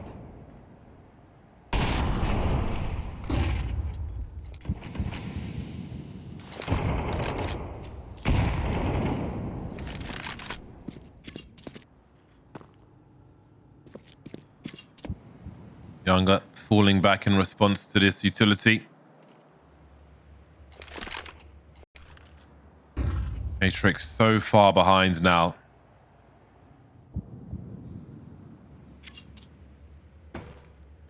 Moving in numbers, and again, that is the abusable factor for the T side. Sometimes Fluxo are able to get more than one. That can often be the difference maker. On CT can deliver just that extra frag, that second frag. Nice shot from Younger, the ever dangerous. Warning shot for Bokor outside, 45 seconds on the clock as Atrix look to secure this B-bomb site. Delaying rotation with the molly in the vents. Bomb site still needs to be secured. 30 seconds remain. Got it standing in the smoke. No spray. Oh, there it goes. Very nice from Atrix. Taking nothing for granted. Now, this has been quite pricey for Fluxo. Some of these fights have cost them. They can't really afford to lose anymore. That's one rifle too many, if not two. So this is part of the test, you know, in classic Nuke. Just survive. Chip away at the CT economy until you can break it. Then anything is possible. Even a comeback from a deficit such as this. Still very early in the potential comeback of Atrix. And it's all going to depend on kind of how this next round goes. Terrorists win. Still cash available for Fluxo. Poppin's over 7k. So she'll be able to spread a little bit of that love. Keep them floating ever so slightly. For those of you who have just joined us, Fluxo, top team in the region, playing up against Atrix, the up-and-coming underdogs who have been trying to throw around a few upsets here and there. They did manage to take the first map in the series, and it was a quite close affair. 13-11 it was. Now they're trying to do it in 2, but unfortunately, Fluxo have had such a runaway here. Fluxo's map pick. See what happens if and when we get to that third map, because it does look like, realistically, that's where we're headed. Fluxo still have just enough money to eke out a pretty solid buy here. A round 1 will put them onto map point, and it will do some serious damage to Atrix's economy. So every round from here on out for Atrix is pretty much do or die.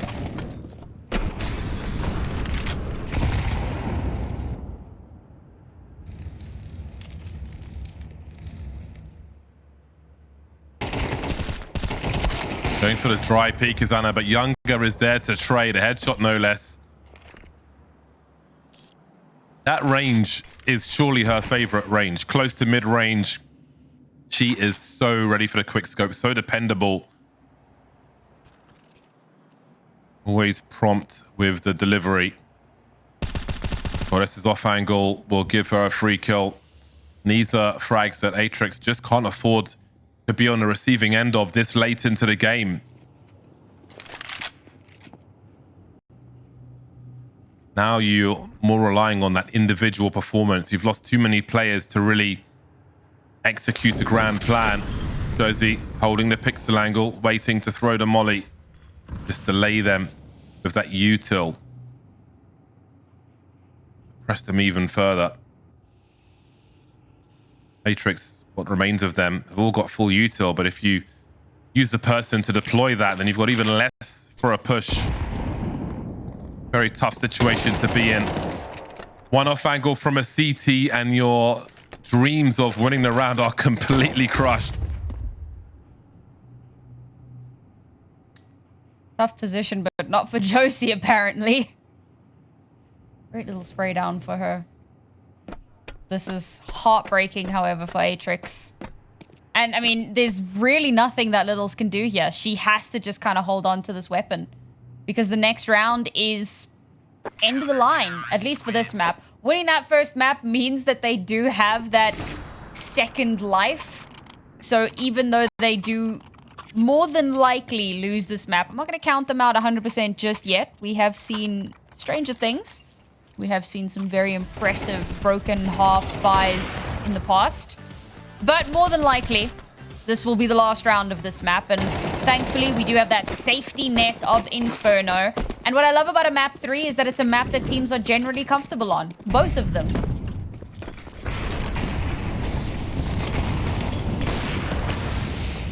Younger looking to cause more problems. Urgency is very high indeed. Bokor trying to get there with a Mac 10, but denied.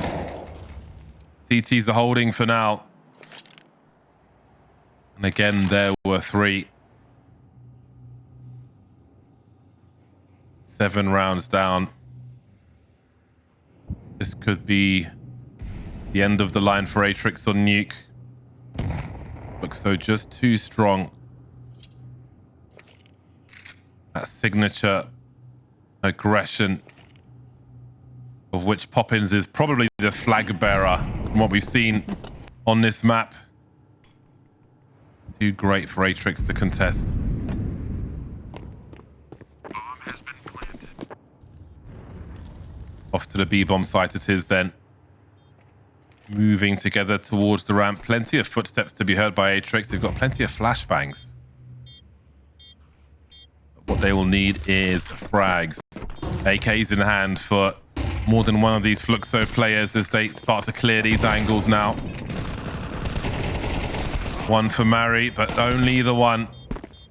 Trades are coming in there, and that bomb is ticking. If they stay alive, then maybe there isn't a defuse to be had there. Anna does have a kit, and I think there will be time. It's going to be a close one. Oh, Does Lord. she have it? Look at those bars go down. Not this time. Not yet. And that's exactly why I wasn't willing to count them out completely just yet. Great work from Sophia, playing around that silo.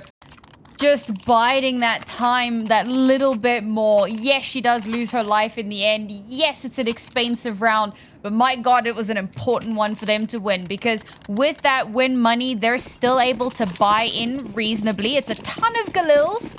Not the worst rifle, but not the best by any means. But for Fluxo, MP9s, 1 M4 and a pistol to try to round out this round. And Atrix have one more chance to stay alive in this map.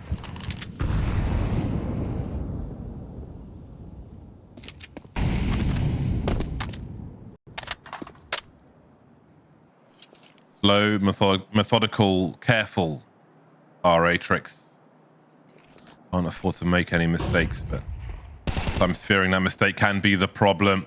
Younger's angle is just too good. Bokor running in with a hand over her face, and again, a 5-on-4 in favor of the CT side. Got it.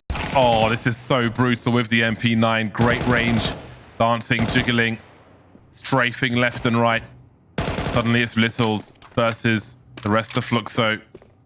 You can be in any position. See Josie saying hello, but making it even more difficult.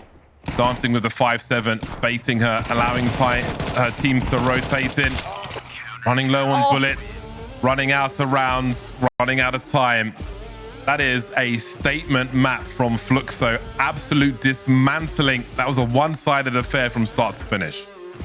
And not just a statement map, but a statement round as well. To win the map on such work for them. Again, on paper, where they are at the moment with their trajectory, it's supposed to be hard work for them. I guess, considering we haven't seen them in public playing the map too much, we'll have to see what kind of shape they're going to be in. Is this a gamble pick for them? Were they planning to win this series in 3, or were they hoping for a 2-0? I think how this map will play out will be a big answer to that story. Fluxo will be starting on the T side of this deciding map of Inferno. They'll start as the aggressors after a great run on Nuke. that might be some good momentum for them. We'll have to see how that plays out. Blocks out for Fluxo, of course. No P250 on this occasion. Plenty of close quarters engagements on Inferno. A lot easier to close the distance. We can see Atrix are set up for a 2-3 with a big focus towards Banana Bokor on the B bomb site, holding a flash for Littles and Mary. Sinan may be in a spot of trouble here, although Sophia might have an angle. Younger with a grenade in her hand. Sinan lost in the meantime, and she wasn't able to get that frag. 2 pistols will be enough to hold down to mid position, but through the apps they go. 4 on 3 as Fluxo will surely be looking to get a quick bomb plant here. You can see Bokor coming in from that long position. There's still a flash in her hands as well, so there is a way for the CTs to get closer. More Littles is entertaining. Surely the remainder can push onto the bomb site and play that numbers game. There's still one to the good. That flash is deployed. No push just yet. They're trying to figure out where these remaining Ts are. And there's just one to go now. And she will be dropped as well. Atrix take the pistol. So worth mentioning. So Atrix have played Inferno once in, ESL Impact, in kind of the history of their being a team, going back to like Macraeus and so on and so on. And they played it against Fluxo. And it was a 13-7 that they lost, so not close. However, they did have a 100% pistol win rate. They won both of the pistols. So already starting off on a similar kind of trajectory here. They have won that first pistol. Didn't deny the bomb plant, so of course Fluxo is going to have a little bit of extra cash to play with into this one.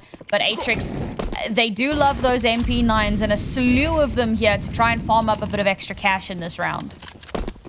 Both pistols in 7 rounds might not be as good as it sounds if you're relying on those rounds after the pistol to get the cheap rounds, if you will. We'll see what it looks like here. Let's not forget the back and forth we had with 4 spies on Dust2. Of course, Inferno, at least if you're 4 spying on the CT side, which is not the case here, can be quite interesting with the smoke grenades to try and put the T side into bad timing. And maybe your 5.7s and PT50s can start to get to work. Of course, there's the T side on the 4 spy here. A big pop flash, but Sinan doesn't quite hit the mark there. That will be a problem. 2 players spotted, not the bomb, however. Maybe 2 is enough for an indication, but with so much time on the clock, you can't really put too much stock into anything. But now, Fluxo likely have a 5-on-2 wherever they choose to go.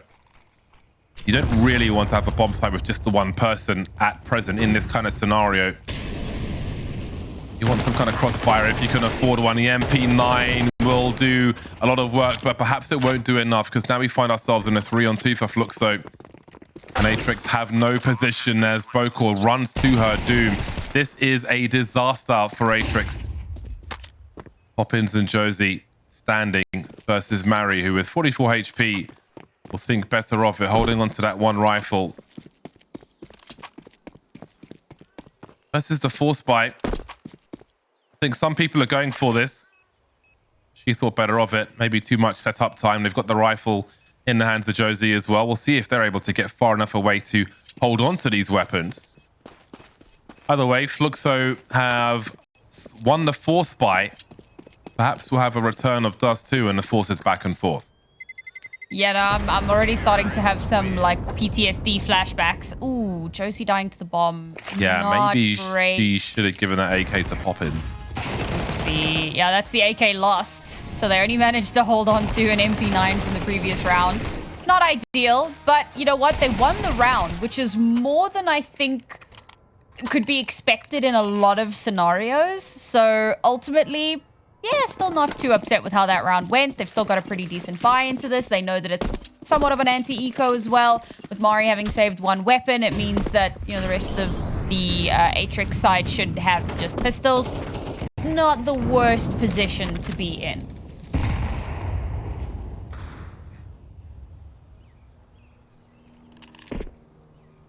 2 smokes remaining for Atrix at this point. They're not going to play the slow game then. Focusing on those smoke grenades. Littles will go fishing with this Desert Eagle.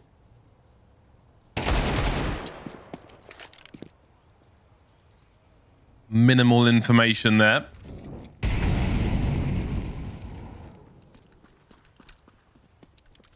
Fluxo being careful for now. The last smoke is towards this A-bomb site. Oh, that's what she was looking for. Very nice. Almost a follow-up as well. That's long completely lost. How far does Sophia go now? The rifle lost immediately, but there are more headshots to be delivered with this Deagle. Now Poppins is in a 1v1 carrying the bomb, and Bokor's desperately trying to get towards bottom mid to help her out. Choke point is smoked off, and Poppins passes before Bokor can do anything. Opportunity lost there, or is it? Bokor now charging through the smoke. Some good damage. It was a threatening round, but the force spy will be lost. 2-1 Fluxo. Yeah, no, holy damage, Batman. But unfortunately, damage but no round wins. So we're not getting a repeat of what happened a little bit earlier on Dust2. It would have been entertaining, I'll give you that. But I think more than once in a series would be somewhat egregious. So Fluxo will hold on to their control here. And yes, they do lose a few of those weapons. They do have to reinvest quite heavily, but the potential momentum that they garner off the back of winning that round, and consequently this one as well, given that they're coming into a full pistol, they're going to be feeling pretty good about that one. Some great control from them so far. We've had good responses from Atrix, and that's kept a lot of these rounds close, but feels like Atrix need to be a little bit more proactive about things. See if things change up once they do get the weapons in hand.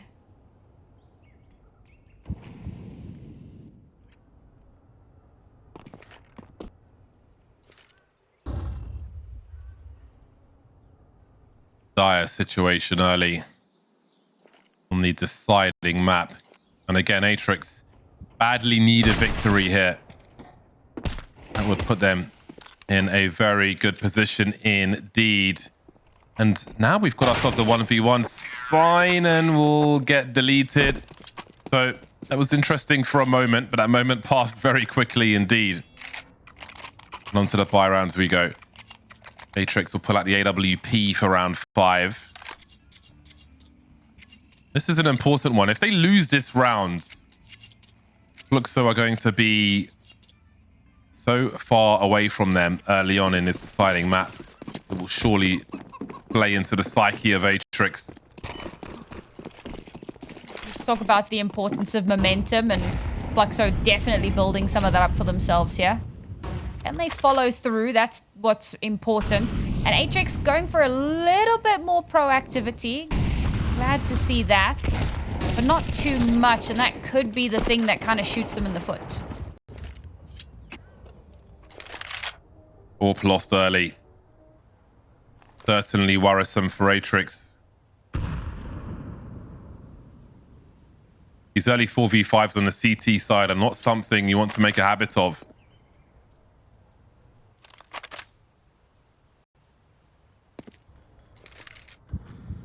As Shakira says, stats don't lie. Look at these numbers for the T side as well. Just waiting. They can smell the desperation for Atrix. Just waiting for them to do something. Scratch that itch.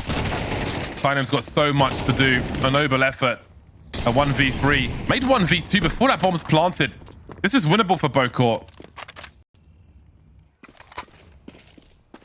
Josie and Poppins versus Bokor. She has a good shot at a 1v1. No kit on her person. Perhaps there's one on the bomb site. Either way, she better be quick. If Josie's jiggling from behind the wall, then that will be a problem. It could be an instant trade here. Catches a free one, but where's that second player? Can't find her fast enough. A good effort. But ultimately, that is Fluxo taking one further step towards the 2-1 scoreline in the series. All right, so I said I wanted to see some proactivity. That clearly didn't net the results that they wanted, although I think that, like that, right? I respect what Littles is trying to do. Even that swing into brackets, into mid, it feels like it's a little bit knee-jerk. and there isn't enough that they're following up on, right? Use that util a little bit better to allow yourself the advantage that you need. We need to see a little bit more of that. And, you know, barring that, maybe they go for a little bit more of a retake heavy play. With it being a pistol now, you can see, okay, obviously they're going to get a little bit more aggressive with this one, and that is fairly common. Maybe it'll get results. Yep. Pistol round is almost looking easier than the buy rounds for Atrix. Regardless of what happens in this round, in a previous buy round, they were waited for by the T side. They waited for them to make their plays. They expected them to make their plays, and then they punished them for doing so. It was very pedestrian, those initial 2 frags that we saw Fluxo deliver in that previous round. And that's something that Atrix have to absorb, and they need to find a way to play against those expectations or find a way to succeed, whether they play into them or otherwise. Now they find themselves in a 3 versus 2, still just with the pistols here, but this is incredibly awkward for the T side. How do you identify where the CTs are as you approach either bomb site? Very awkward indeed. You can see Little's roaming back towards A, as Fluxo will go shoulder to shoulder. Safety in numbers, but those numbers are quite low. That might allow Bocor to start rotating. 20 seconds to get this bomb planted. You hear those beeps. Do you try and take a 1v1 hit? Can't find her way around the smoke. Some pot shots as Youngest down to 60. That's plenty though, if she can deliver the shot. Bocor on the way. She's got a smoke, which could go towards the pit. Might not be needed now. She knows Anna's the one on the site. 1v1. Anna's still full health here. Dancing, looking for Bocor and delivering. Pressure, no pressure. 5-1 for Fluxo. And an ace for Anna as well. Great round from her. Really, really solid stuff. I mean, some of those pistol kills, like you said, it really looked like this was a lot easier somehow for Atrix to get control of. And it did come down to the wire. Bocor recovered one of those AKs and down into a 1 versus 1. It feels like it's doable. It feels like it's clutchable. But Anna X, the player that we highlighted at the beginning of the broadcast, Arcadia, player to watch, absolutely steps up in that moment. She's sitting on 10-3 with Josie on 10-2. Between the two of them, 20 kills. They've just been an unstoppable force so far, and Atrix can't find a foot in, and this was my big concern on this map, right? Don't have a lot of playtime on it. They've lost to Fluxo on it before.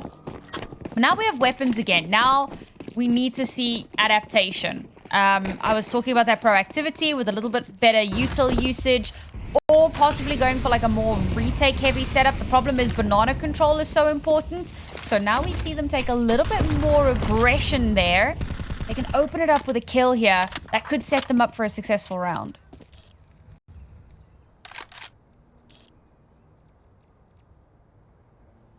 Less aggression this time from Atrix. Less dry peeking. Can't really afford to take risks to that level. Can you afford to play a completely reactive game either? Let's find the right aggressions to take, I think. Bocor entrusted alone with the B bomb site, and now it looks like Fluxo might be heading to show presence in that direction. Only 3 flashes remaining though for Fluxo, and none of them with the flashes are close to banana. Let's start with the molly. Does that pull a second player over towards B? No nerves shown by Atrix just yet, still holding position with Littles looking towards top mid, but not seeing much. How long do they hold for? Now she's smoked off. 36 seconds on the clock, and they start to push in, and there are plenty of CTs here with plenty of angles. This will be a hard puzzle to solve for Fluxo. It will be very hard indeed. Younger finds herself very briefly in a 1 versus 4. Shut down. Atrix held their position and delivered the round they needed to. That was a pretty ballsy play from Atrix to have so many of their players hovering so close to A for so long. They go for that very, very early banana control with 2. As soon as they feel like they've pushed or dissuaded Fluxo from trying to take that space, instantly you have a player rotate over towards A, and it's just Bocor over towards B. just in case. And a little bit of util comes out onto Banana kind of in the mid round, and that could very easily have drawn some rotations over. But Atrix stick to their guns, and risky, but the right play. And that shows me they're going for a little bit more of a gamble, but more of a retake heavy setup. So if they lose control of B, they then have to retake, but they retake as 4 and not potentially as 3 or 2, depending on how many players you had over towards B. It does work out for them. It does end up being an A hit, and there was a great molly that came out as well that had chunked down a lot of the Fluxo players' HP. Full advantage taken there, and finally Atrix get themselves a little bit more of a foothold, and with how close these rounds have been, Fluxo, no money. Oh, speaking of close, the Tech9s are closing in on this B bomb site. The numbers game will overwhelm eventually. Better get that bomb planted quickly, though, separated by a molly, and there goes the second one into the smoke, which will certainly help Fluxo keep the pressure high. They need this bomb plant as well. They need that bonus money, and it is secured. Now the question is, how much damage can they do? Rifles collected by the Fluxo squad. Younger still alive for the time being. A slow creep up Banana from Sophia. In the meantime, the CTs try to deliver, but suddenly it's a 2-on-2. And I'm a bit worried for Atrix here. Bokor on 9 HP. Can they find a way to defuse this bomb safely? Little's holding the angle, but getting dropped, and they've lost the round. They have collapsed to these pistols on the B bomb site. Fluxo may be unstoppable on Inferno. Bokor dying in that molly was not great. The first death I kind of understand. You've just caught a player mid-util throw. So if you can clean up that kill, you're fine. You've won the round. Easy clap. But she doesn't win the duel. So it's fine. But for Bokor to have then tried to swing into a molly when she was already so low HP, it is a risk you should not be taking. And they lose a round they should have won. Quickly into round 9 then, as the CTs, the Ts rather, turn up the heat. And again, Atrix have gone back to that aggressive nature, and it's not working out. I'm not sure if they can find a solution. Scrambling for an option that might work for them on this CT side of Inferno, but nothing doing, not really. And again, when you previously mentioned them winning 2 pistols on Inferno and getting 7 rounds, you can start to see how difficult it is to glean rounds in this half on this CT side. Pressure coming in towards B. Bokor scrambling over, potential flank coming in from Goddess, but we'll see if that's required. Up to 3 kills now as Goddess. She was quiet for a while. Minutes on the clock as the numbers are tied, and Goddess gets into position carefully. There is pressure on the site, though. She might need to go a little faster here, but she is waited for by Bokor, collected by Bokor. That is a boon for Atrix, but they need to convert this round. They've lost too many already on this deciding map of Inferno. They are very far away indeed. Younger easily avoids that flashbang, and they move into a crossfire, but crossfire might not be needed. Younger with 2. Josie cleans up the last one. 7 rounds for Fluxo. Oh, yeah. Okay. Proactivity, not the name of the game here for Atrix. It definitely needs to be more stability, more angle holding, more, you know, anti-flash, wait for them to walk in, set up those crossfires. And it was something I really praised them for on Dust2 as well, how well they're able to set up their crossfires and play off of one another, play those bait and switches. And we're just not seeing it on Inferno. They're definitely kind of floundering a little bit, making silly mistakes and getting caught out when they shouldn't be.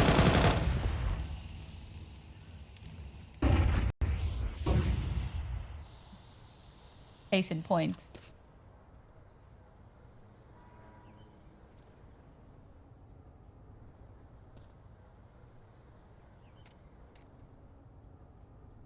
That van is properly stuck in that arch. Can't imagine the work to fix those scratches.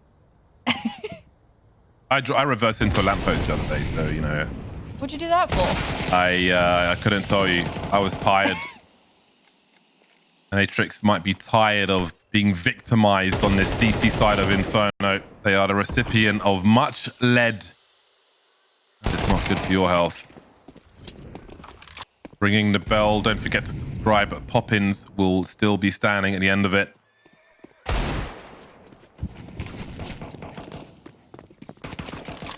Nothing can go wrong, it seems, for Fluxo in this half.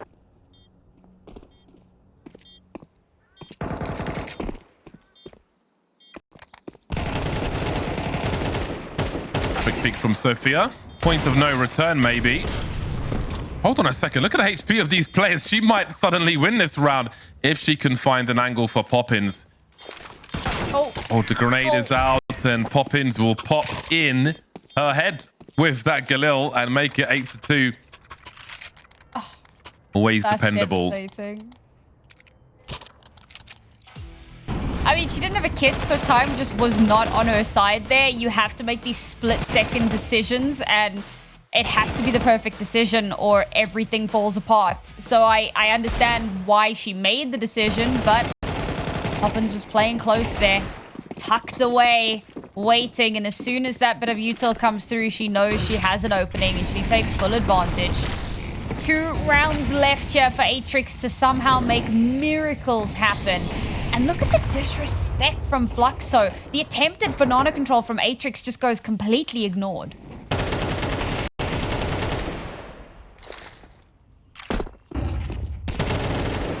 Oh boy. Jesus. Clinical from Younger.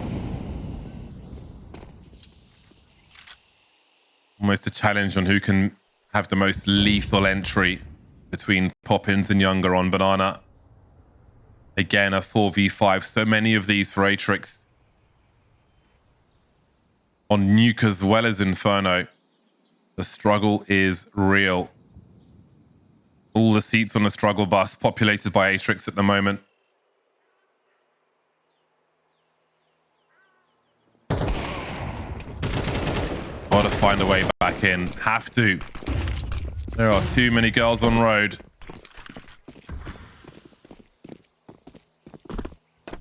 What do you do with these remaining 2 rifles? Locked out of the bomb site. Have to hope for a mistake from Fluxo.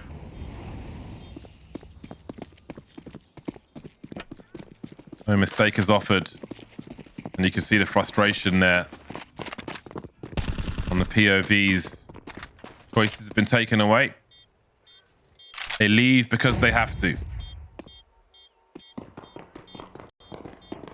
I mean, Fluxo are just an unstoppable force right now. And it's devastating for Atrix, you know, having such a good first map. So close, down to the wire. And it almost looked like that first map was going to run away from them. But they held their ground. The tenacity of these ladies, it has been unreal. But now you can see things kind of start to slip away from them.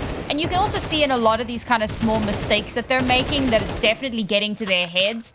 And the more they lose confidence, the more confidence Fluxo gains. So Atrix make these small mistakes. They dry peek a little bit too much. They're not using their util to maximum efficacy. And Fluxo, they get emboldened. They start dry swinging because they know they can just win that fight. And the more that goes on, the more it kind of perpetuates itself in a never-ending circle. Until eventually Atrix, it starts to feel like there's just no way back in. And at 9-2 at the moment, economy good enough. They'll still be able to string something through into this round. So not the worst position to be in. Thankfully, after that save, it means that they will have that cash available. They knew this was going to be last round and a half, so they had to make sure that they had something just to string them through. But a 3rd round, I'm unconvinced that it'll be enough. Even if they do continue their trend of 100% pistol win rate, I think that Fluxo have just looked way too good the whole way through this first half. Too strong, too fluid. Fluid demons. I think it's fair to say. Been very comfortable for them.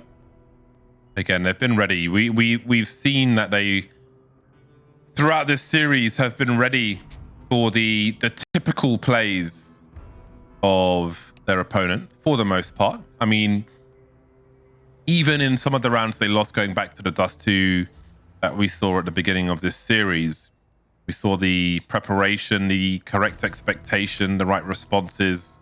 Sometimes you lose the duels, but they knew what was happening, and Poppins is big chillin'. Oh, wow. Grab a snack, awesome. vibe out. Kind of reminiscent to yesterday, you know, when the ladies are feeling good, when they've got their pre-game ritual or mid-game, you know, ritual. Pastel de nata? Is there apple in there? Apricot maybe? I wonder if Or she's is it just- listening to ABBA. Fluffy baked goods. I don't know. What's your favorite baked good? Ooh, you know what? I think one of my favorite ways to tour different countries, I feel like every country has a kind of dumpling. Obviously, or similar. So obviously the UK's got pies, Poland's got pierogi, Lithuania's got something called kibinas or kibinar. Okay. So, you know, a food parcel, if you will. Pierogi is probably my top one. I do love me some pierogi. Best implementation of cabbage is... What was your question again? What is your favorite baked good? Okay, baked goods. Baked goods. I have a penchant for a pain au chocolat. I think that's have my to say. favorite Bardolph moment. I think I have a pain au chocolat almost every day, so it has to be. I used to like that swirly one, pain au raisin, but I think it was giving me bubble butt, so I had to move away from that. Something, you know, something more reasonable. So pain au chocolat I eat almost every day, so it has to be by default. Wow.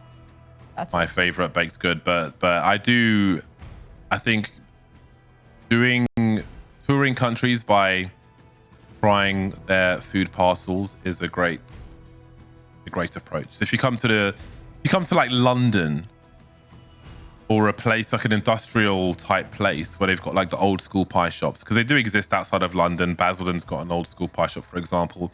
They're like those old pies where the menu's pie mash ill. That's where you go to have a pie, not a train station in the Greg's? UK. Go to a proper pie shop. All right, tell me then, what is your baked good of choice? I'm quite partial to a Danish. You know, apple Danish, custard Oh. Danish. Very nice. Yeah, Used to love very me a good, very good. Danish. Yeah. When I was in the UK some time ago, I tried a Greg's sausage roll. Everybody told me best sausage roll you'll ever have. Potential hot take. It wasn't that. I mean, it was okay. It was a sausage roll. Whoever told you that, you should just not speak to them anymore. It's probably B-Dog. Next time you're in the UK, I'll give you some solid recommendations. all right, Some bet. respectable. Yeah. I'd go to. They released a line of clothing, Greg. So for those of you who don't know Okay. what that is, it's like a national bakery, very popular up north. A people's bakery, if you will. It is. I mean, I wouldn't go there. I have been there in the past Are and you I not a wouldn't people? return. It's not. I would rather go to a place owned by like a family than a place owned by a corporation anyway, because that's how you stop all the high streets looking the same, or at least try and do your bit. But yeah, I like the pie shops. Pie shops are where you can find me. Okay. So something that we have in South Africa that I have never found in any other country, and I then figured out that it was a South African thing. So everyone has curry. We all know, you know, it comes from India. It's a great meal. It's been adopted by the whole world. Fantastic. I lived in Poland for about a year and a half, and I was craving something called a bunny chow, and I could not find it anywhere. Now, a bunny chow is when you take either a half or a third of a loaf of bread, hollow it out, fill it with curry. With a bunny. Oh, okay. What? I don't know. And chow I don't know mein? why it's called bunny chow, I'll be honest. I think it had something to do with like the guy in South Africa. His name sounded like bunny. I don't know, like he invented it or something. Anyway, so you hollow it out, you fill it with whatever curry you like. I'm partial to a butter chicken. Who you know? did this? Someone in South Africa. I don't Like, know did what they to just tell not you. have plates or something? Like, Well, so there's also a story that it comes from like the workers who, you know, you need to be able to like kind of put it in your pocket. You know, same with like pies. They're closed off and whatever because you need to be able they to put like. a loaf of bread filled with curry in their pocket. What kind of pocket have they got? Like a sleeve of wizard or something? You wrap it. What the hell? Wrap it in what? What do you wrap it in? I don't know. Cling foil. Cling wrap. Cling wrap. That must be a complicated question. Weirder right? and weirder. I eat it off a plate. All right. That's my vibe. I mean, it's going to be cold then. If you've got this curry in bread, in cling film, in your pockets, the big ass pockets for one, but also you're going to be eating cold curry in bread. So bizarre. Listen. It's better than it sounds. Okay. It's actually really, really good. So highly. I wonder what production makes of this. These are the moments where like production need a microphone that goes out onto the broadcast, so then we can bring them in and be like, you know, are you eating? I can speak producer Hedvig, right? If I presented you with curry inside bread, like a loaf of bread, and just gave it to you, what are you gonna do? If I brought it to the studio and stuck it, and was like, guys, came into your room and said, guys, I've got this loaf of bread and it's got curry inside.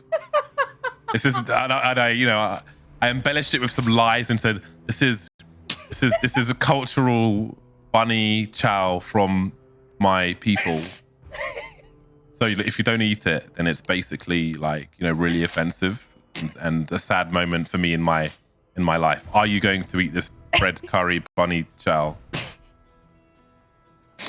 You're asking this of the people who eat surströmming, okay? She's not answering, so I'm gonna assume it's a yes, and she just can't find. Newt's got my back. Newt's got my back. We stand Newt. He knows what's bunny up. chow. I need a picture of this. Bunny chow. Hold on a second. Oh man, I'm actually crying. This is great. Bunny chow. Is it chow like Italian chow or chow like chow mein? No, chow like eat. Yeah. Oh, this looks like. Oh. Okay, there's the picture on Wikipedia doesn't look good at all. It doesn't look good. I generally don't trust pictures of food, I'll be honest. But also, I wouldn't ask the Swedes. Okay, do you know what the Swedish word for a lollipop is? I don't, actually. It's klubba. Do you know what that word means? And now I'm thinking of like seal clubbing. It literally means club. All right, the Swedes call a lollipop a club. I like that. What? I'm down. Crazy. Oh, now Hedwig responds. You know what? I think she just didn't want to. I think she didn't want to offend me. I think she also thought it sounded crazy. She was too nice to say, "Get your bread curry away from me." So she's silent. I'm working. Yeah, right, all right. Man, if you look at honestly, so if people at home, if you just open a new tab and type in bunny chow in your search engine and click on images, the second one that comes up from Wikipedia. Okay, no, that's terrible. That is terrible. Like something out of New York, like Manhattan. No, that is quite bad. That is quite bad. So is it just like, are you like, is this bread being prepared? Like, is it crispy? Is it being put in the oven, or has it just been hollowed out and they've just put curry in there and that's it? Well, it's generally quite crispy, depending on where you go, right? Like, and depending on like your budget. So if you go to like a proper restaurant, then you're gonna get like a really nice, crispy, fresh loaf of bread type vibe. But if you're going to like your local corner store, you want something a little bit budget, then you'll probably just get any old loaf of bread that they bought at the store. It really does. Some of them look like lobster roll, but they've replaced the lobster with curry, which I can get behind. Anyway, I hope your minds are blown, because mine certainly is. But we're back into the action. We'll see if this extended timeout favors Atrix, because they need something, and maybe a little break was it. Who knows? They'll be on the bye for round 12. They are taking heavy damage as Mari tries to find an advantage for the squad, but Goddess through the smoke will deny too. Now, if they went off to the races, they would find a third player towards the B bomb site, but they need not take such risk. Fluxo just about a 4-on-3.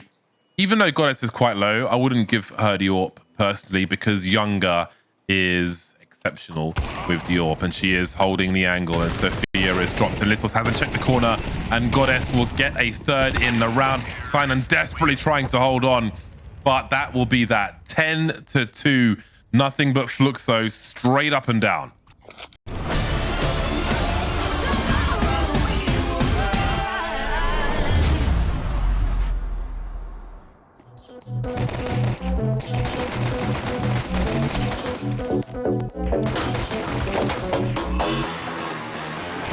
Hold up, where you going?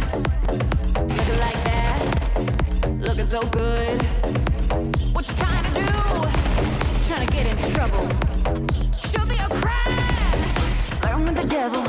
Get out the way. A new dawn, new day. Can't nobody touch this groove. Work hard, get paid. Dress up like a Sunday. Watch me now. I'm making moves.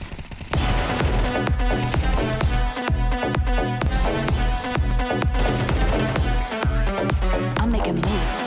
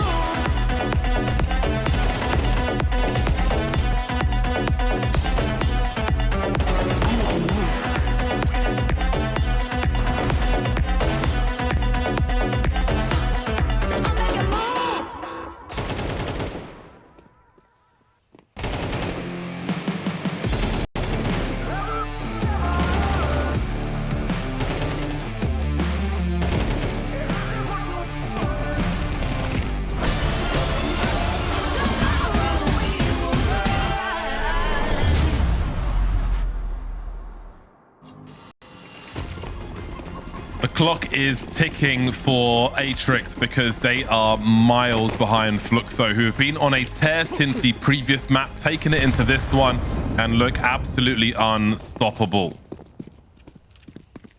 Grenades, I was going to say, might be a glimmer of hope for the squad. Fluxo quickly on the frags, but things are looking somewhat favorable for Atrix for now in this pistols. And pistols have been a lot of what we've been talking about for Atrix, it feels like, of late. They'll need a lot more than this pistol if they are to show something of themselves, let alone try to win the map one step at a time. 8 rounds behind, sports psychology. You focus on the round in front of you.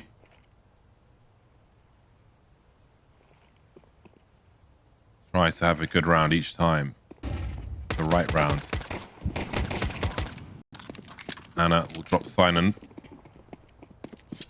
There's more work to be done, though, as we see flanks on flanks. Land the headshots, though. Lots of dancing from Anna, but she can't do much more than that. Game on for Atrix. Bomb planted, 3 on 2. Goddess with a collected Glock. You can see what she can do. He's got no Kevlar to lose. And a kit has been collected. Mary coming in from the back as both CTs are on short, walking into a triangle of doom. And Atrix will win a must-win pistol, which puts them 7 rounds behind. Well, they maintain their 100% pistol win rate. So, you know, it's the little things. Gonna need a whole heck of a lot more, though, if they want to kind of keep this competitive.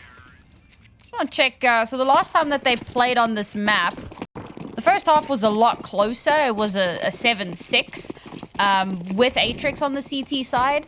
So it's a lot more dominant this time around. And the, you know, correction curve is a lot steeper.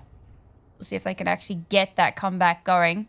Kick it off quite nicely here with a decent buy. Not as many Mac 10s as we've seen in some other second round forces. But I think you can still get quite a lot done with that, especially if they go for something a little bit more explosive here.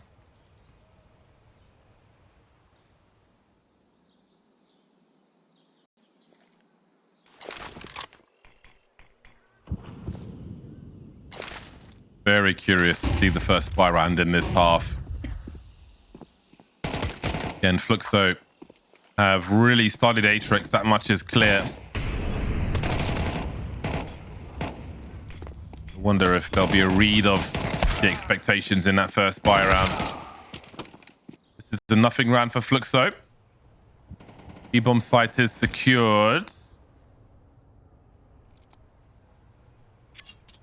Well, Fine could have dropped a pop flash for her teammate top mid. She'll prioritize carrying that bomb over to the B-bomb site, so Sophia will continue lurking in the apartments. As Fluxo look to the future, look to the primary weapons coming out to try and close out this Inferno.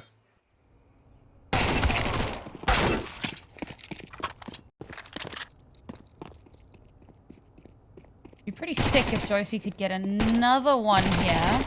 Just try and chip away at any sort of long-term economy, but not willing to give up that Mac 10. I think that's the right choice to make. Oh, Younger. A nice kill there. That should be a free AK. No one to contest her, so... Oh, it's a Galil. And she'll be able to at least hold on to that. You sound so disappointed. Of course I am. That's a good rifle. Excuse me. That's a good rifle. That's an underrated rifle. I will have you know. That's what we call a Galil. Plenty of firepower in that rifle. Sure, but is it an AK? It isn't an AK, no. You have me there. All right. It's one of those, like, reach for the moon, land among the stars. You know, you still got a star. Would have liked the moon. 6th round lead for Fluxo as their rifles will come out in round 15. And when they go for that early aggression, it has much better success. Good flashing, good timing. More seamless than the attempts we saw from Atrix in the first half.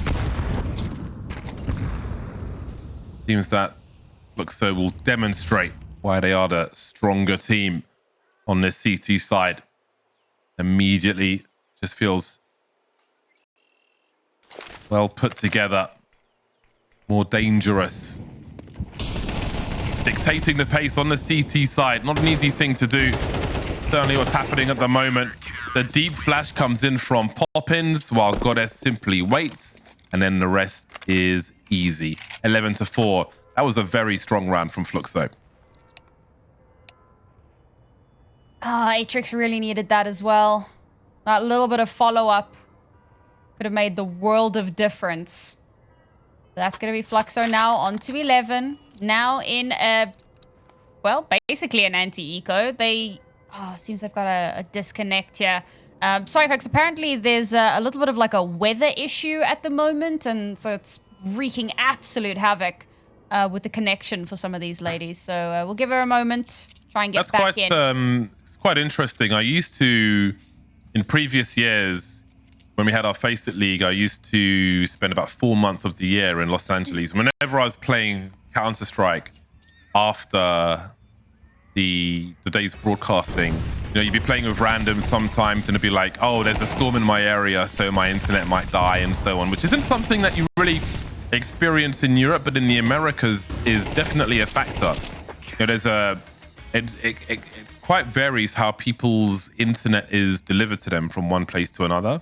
I know this is in South America, but you know, my experience is more in the North America. Like some places will have their internet's just going to be like wires hanging from house to house, whereas in Europe, I would imagine in almost everywhere it's going to be underground and not so subject to weather. But definitely in America, it completely varies from place to place. So yeah, I'm used to that in the Americas. But if someone's watching from Europe, that might sound alien to them, but it's quite common actually.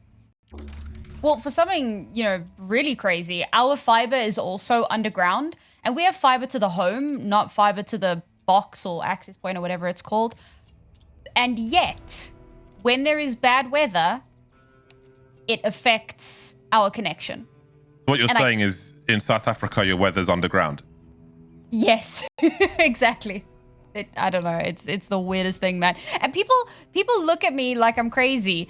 Sometimes they don't look at me because we're on Discord, but I imagine them looking at me like I'm crazy because they're like, "But how? You have fiber?" And I'm like, "Man, if I knew how that worked, I would be trying to fix it. You know, So I'd be calling people up." Is she saying that this is where the storm is? There's a butterfly in the room, and it's just you know, everything's going haywire. Wings. Yeah.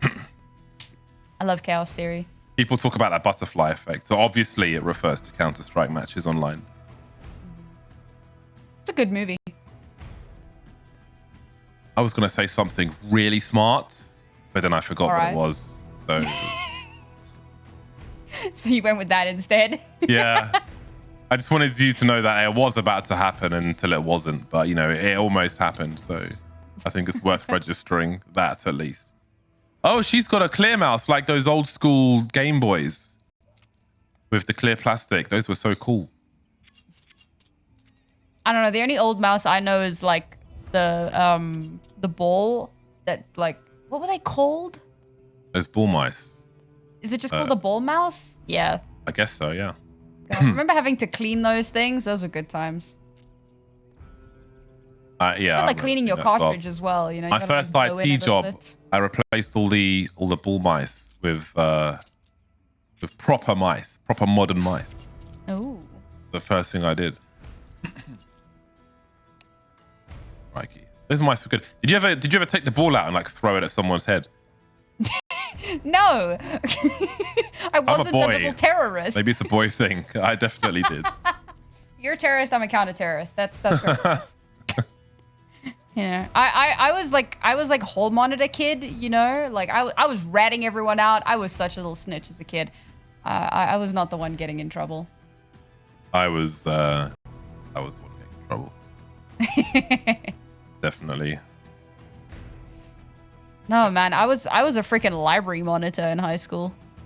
I was that kid. I was banned from our prom because the years ahead of mine, when they'd done all their exams and so on, they would go out and get eggs and throw eggs at the kids in the playground. So I was like, well, this is what the people were doing when I was a kid. So I'm going to do the same thing. So I got banned from our school prom. It was weird that we had a prom anyway, because we're like a school in London, not an American school, but people wanted a prom. So they had a prom. But yeah, I was banned for throwing eggs at people.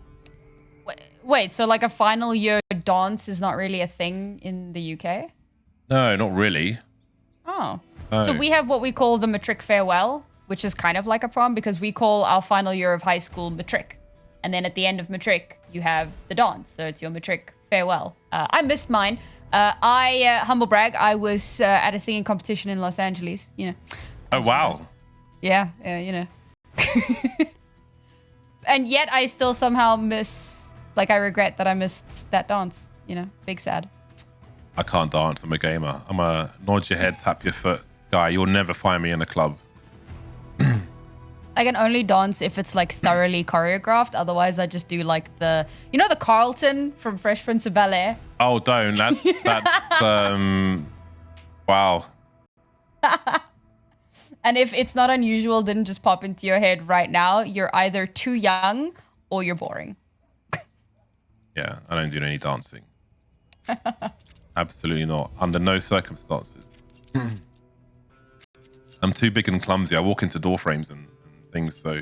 I mean, you at least got to have like a head bop and a foot tap, right? Like, there's gotta be something. Actually, the studio in Stockholm, up the stairs, there is this big perspex panel, which a few people coming from upstairs going back downstairs have walked straight into that panel, and it's actually opposite the production room as well.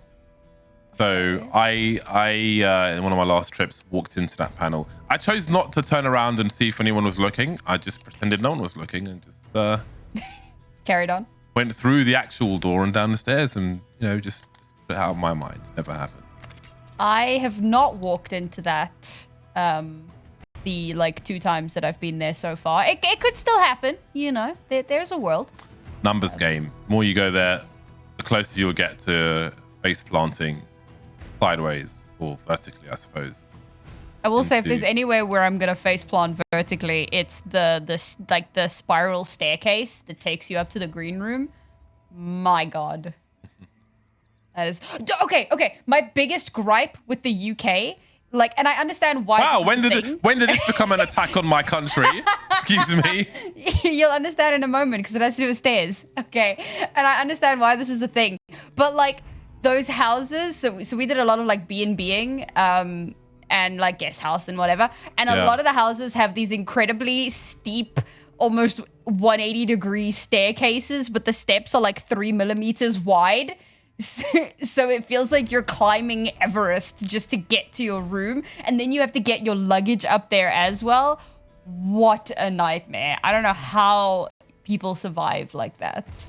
I don't know where the hell you were staying, but it's no place I've ever been, so I don't even know what to say to that. It's like Heart of London vibes, where all the houses are little matchboxes because space, I guess. Yeah, I can't imagine you were staying in some weird place. I think that's a you problem, honestly. God, it happens so often. So coming from South Africa, obviously South Africa is much bigger than the UK. So we have bigger houses, bigger yards, et cetera, et cetera. And I've always lived in, a relatively nice house with a relatively sized garden. So getting to the UK and seeing all of these terraced houses and stuff. Yes, a garden. I don't have a garden. I've never had a garden. That's what I'm saying. I've never lived on the. I've never lived. Oh no, I have lived on street level actually, but no, no garden. No gardens for me. I wouldn't want to. No, it would be nice actually, but. Have to go out of London, I think. Would that just blow your mind? That's pretty cool, I suppose. But I don't think I would maintain it. So not a good idea for me. Yeah, I mean, thankfully my dad's always been very pedantic. So, cleaning the pool, that was kind of his vibe. Yeah. I can't even clean my sporting guns properly. Oh wow, chat. Jamming in competitions. Cleaning a pool would be a bad idea. Chat, James is a competitive shooter, fun fact. And I don't mean in Counter-Strike, I mean IRL. How do you like them apples? Yeah, see, what time is it? I have a shotgun competition in 9.5 hours. Oh, that's plenty of time. Yeah. We'll see. I put the clips on Twitter and so on. So it is. I think shotgun's the most fun. But yeah, it was crazy. All the memes of the Olympic pistol, because that's literally I have a coach for that. So it's just bizarre that my relatively niche sport, suddenly everybody's aware of it. But it's also great. The Korean girl with the final boss vibes, she did a photo shoot with Louis Vuitton. Wow. So her name is Kim Yeji. If you look her up on Instagram, she did a photo shoot with Louis Vuitton with her rapid fire pistol, which is just it's just completely bananas to me. But awesome as well. Great visibility for a very difficult sport. So that's cool. waiting for one player to join the server, and then the podcast will finish. I think we're good at podcasting, though. We are rather good at podcasting. I'm quite impressed with how we've managed to waffle our way through this. So this is like armrest position. We were talking about, you know, our mousing styles. Oh, I love the grip tape as well. I'm a grip tape aficionado. Before I knew how to pronounce aficionado, I said aficionado. Oh no. Yeah, I didn't know. Because, you know, there's a lot of words like you read in books and you think you pronounce them one way, but they are pronounced another way. So I said aficionado instead of aficionado. I mean, it's an Italian word. You know, so what do you want from me? I mean, it's you know, I respect you for being willing to admit that. I don't think I could say that in front of 3,500 people. But that's just... Well, I've said all kinds of stupid stuff in front of loads of people. So, yeah, there was another one I had. I remember Launders had to correct me. I don't remember what it was, though. Is that a snow globe on her table? Or is that just like a fancy lamp? Is there snow in that orb? Or is it like one of those ones you put your hand on and it's got those wiry things? She looked to her right, and for a second I was like, oh my god, she can hear us. But no, okay. That would have been really cool if she just... I think it definitely lights up. Like, I can see there's a cable there, but it doesn't look like there's snow in it. Maybe it's one of those ones with, like, the static inside, and then, like, you touch it and all the, like, lightning waves go to your finger. Those are pretty dope.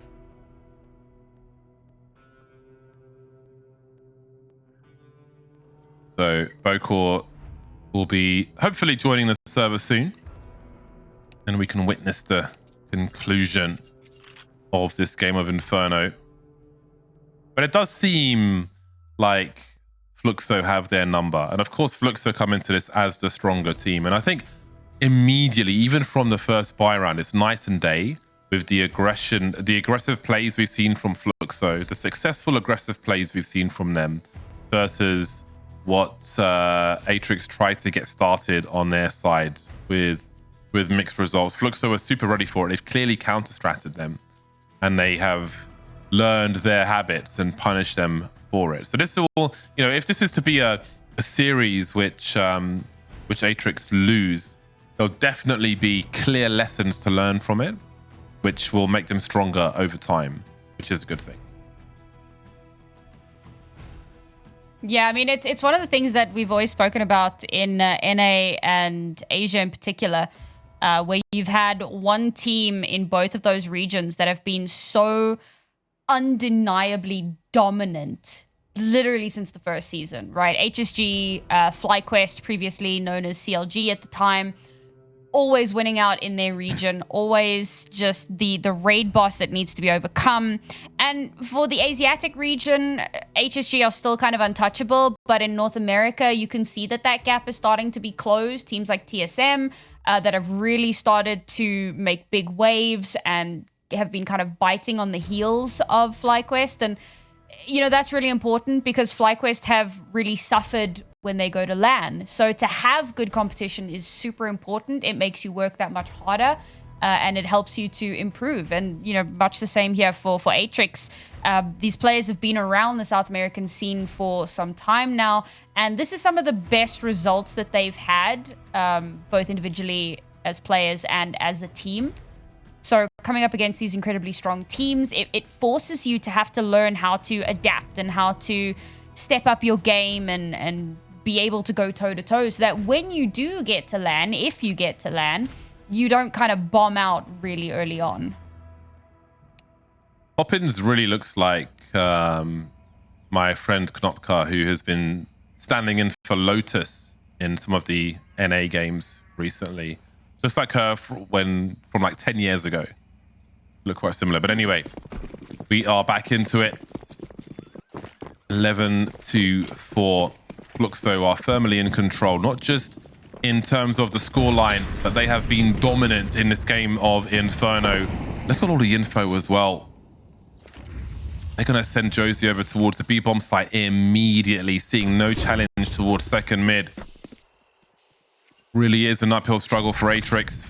Fluxo maybe more than one step ahead on this CT side. They're very comfortable at present. And we see the grenade starts to come in. The counter utility will be here for Fluxo as well. Pop-ins will deliver a second.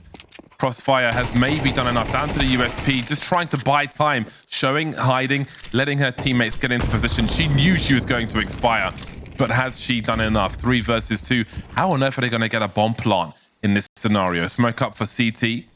That might be enough for them. But Anna making her way up Banana to join her teammates. They can be patient with this utility, and Atrix know they need to find more. They can't sit and wait for the CTs to come to them. They've got to drop these numbers. They've got to thin these numbers out as best they can. And looks like Fluxo might not expect this at all. The utility is flying into the bomb site, and Lissels will drop one and then fade away. And suddenly, Younger's in a sandwich, looking for the trade down to the pistol, but Sinon will deliver down to the last player. But that was a must-needed win for Atrix. And it was a lot closer than they would have liked.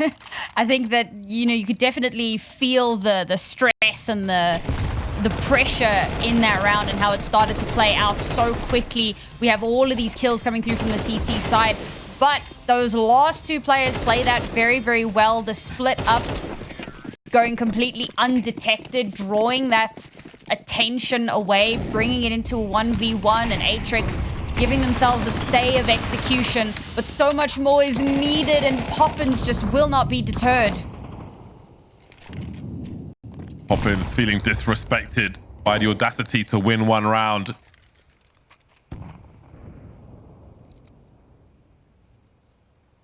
Defensive setup on the A-bomb site, and you know they're going to have the synergy should a push come through. Just as they were suffering on the CT side, Atrix will be down 1 player early on this T side round.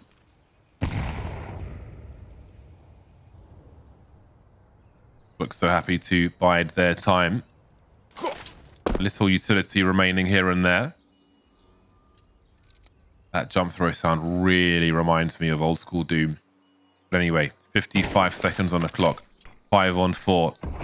Fluxo just waiting for Atrix to play their cards. The trade will be here. Goddess has got the angles. Smoke is up, but she's not shy to hold position. No rotation just yet by Fluxo. There's still more utility to be had here. Does that drive Atrix towards the other side? They have no map control towards A. So maybe their fate is sealed in that regard. No pop flashes on this occasion. Before the extended break, we saw some really nice deep flashes from the well. Save players on the site for Fluxo. Again, the synergy good, and indeed it will drive them towards that A-bomb site. The race is on now. I'm sure Anna will get there first. 17 seconds on the clock. If she can post up for this short position, then she might shut down the round. Oh, they've left Sinon to make a play onto the bomb site alone, and surely Anna will stop this plant from happening, but Sophia rounds the corner in time. I didn't see that happening. And now the plant is on. 2 on 2. Down to a knife edge. Younger's position compromised. Where is the other remaining player? A second molly will really put her out of action for a while. Goddess slowly moving into position. She'll have sound cues for the pit. Almost a free kill.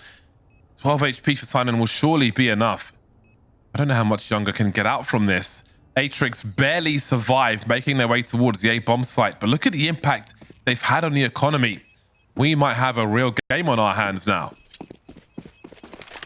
Wouldn't it be funny if this map goes into overtime? You in overtime. That'd be funny, chat.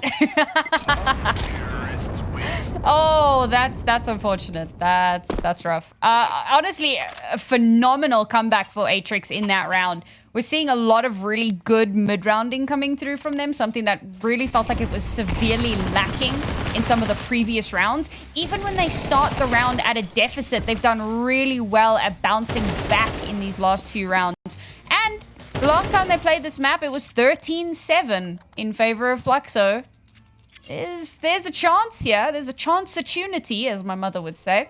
Fluxo with very little money to use into this round. Atrix still stringing together something despite, you know, their last couple of players dying to bomb. They're losing everything that they had invested into that round. Any, you know, hope of saving other weapons taken away. And yet they're still in it with a fighting chance. This is definitely a team you do not want to count out.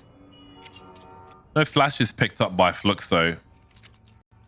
We've seen multiple times these plays towards second mid have been very successful for them, but perhaps they are saving that for a full bite where they can have more impact. No pun intended.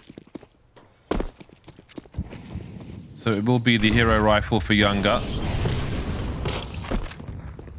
We'll be heading forward for an aggressive play anyway, a big swing, and that rifle may not be collected for a while. Just down to those pistols then. The 157 for Goddess. Flanked by Poppins and Anna with the USPs.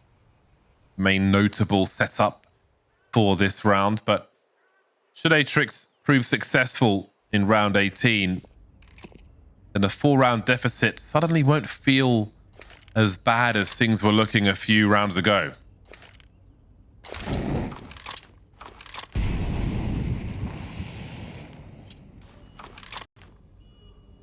I mean, we've seen Fluxo pull off miracles on these kind of eco-y rounds. Maybe not necessarily on a pistol per se. Oh, here we go.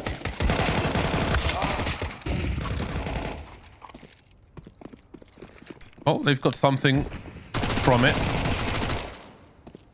That might be all they get.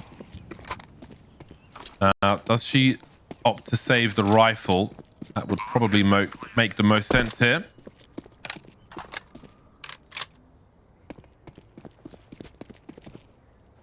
If I'm not mistaken, the Galil still has better armor penetration than the M4s.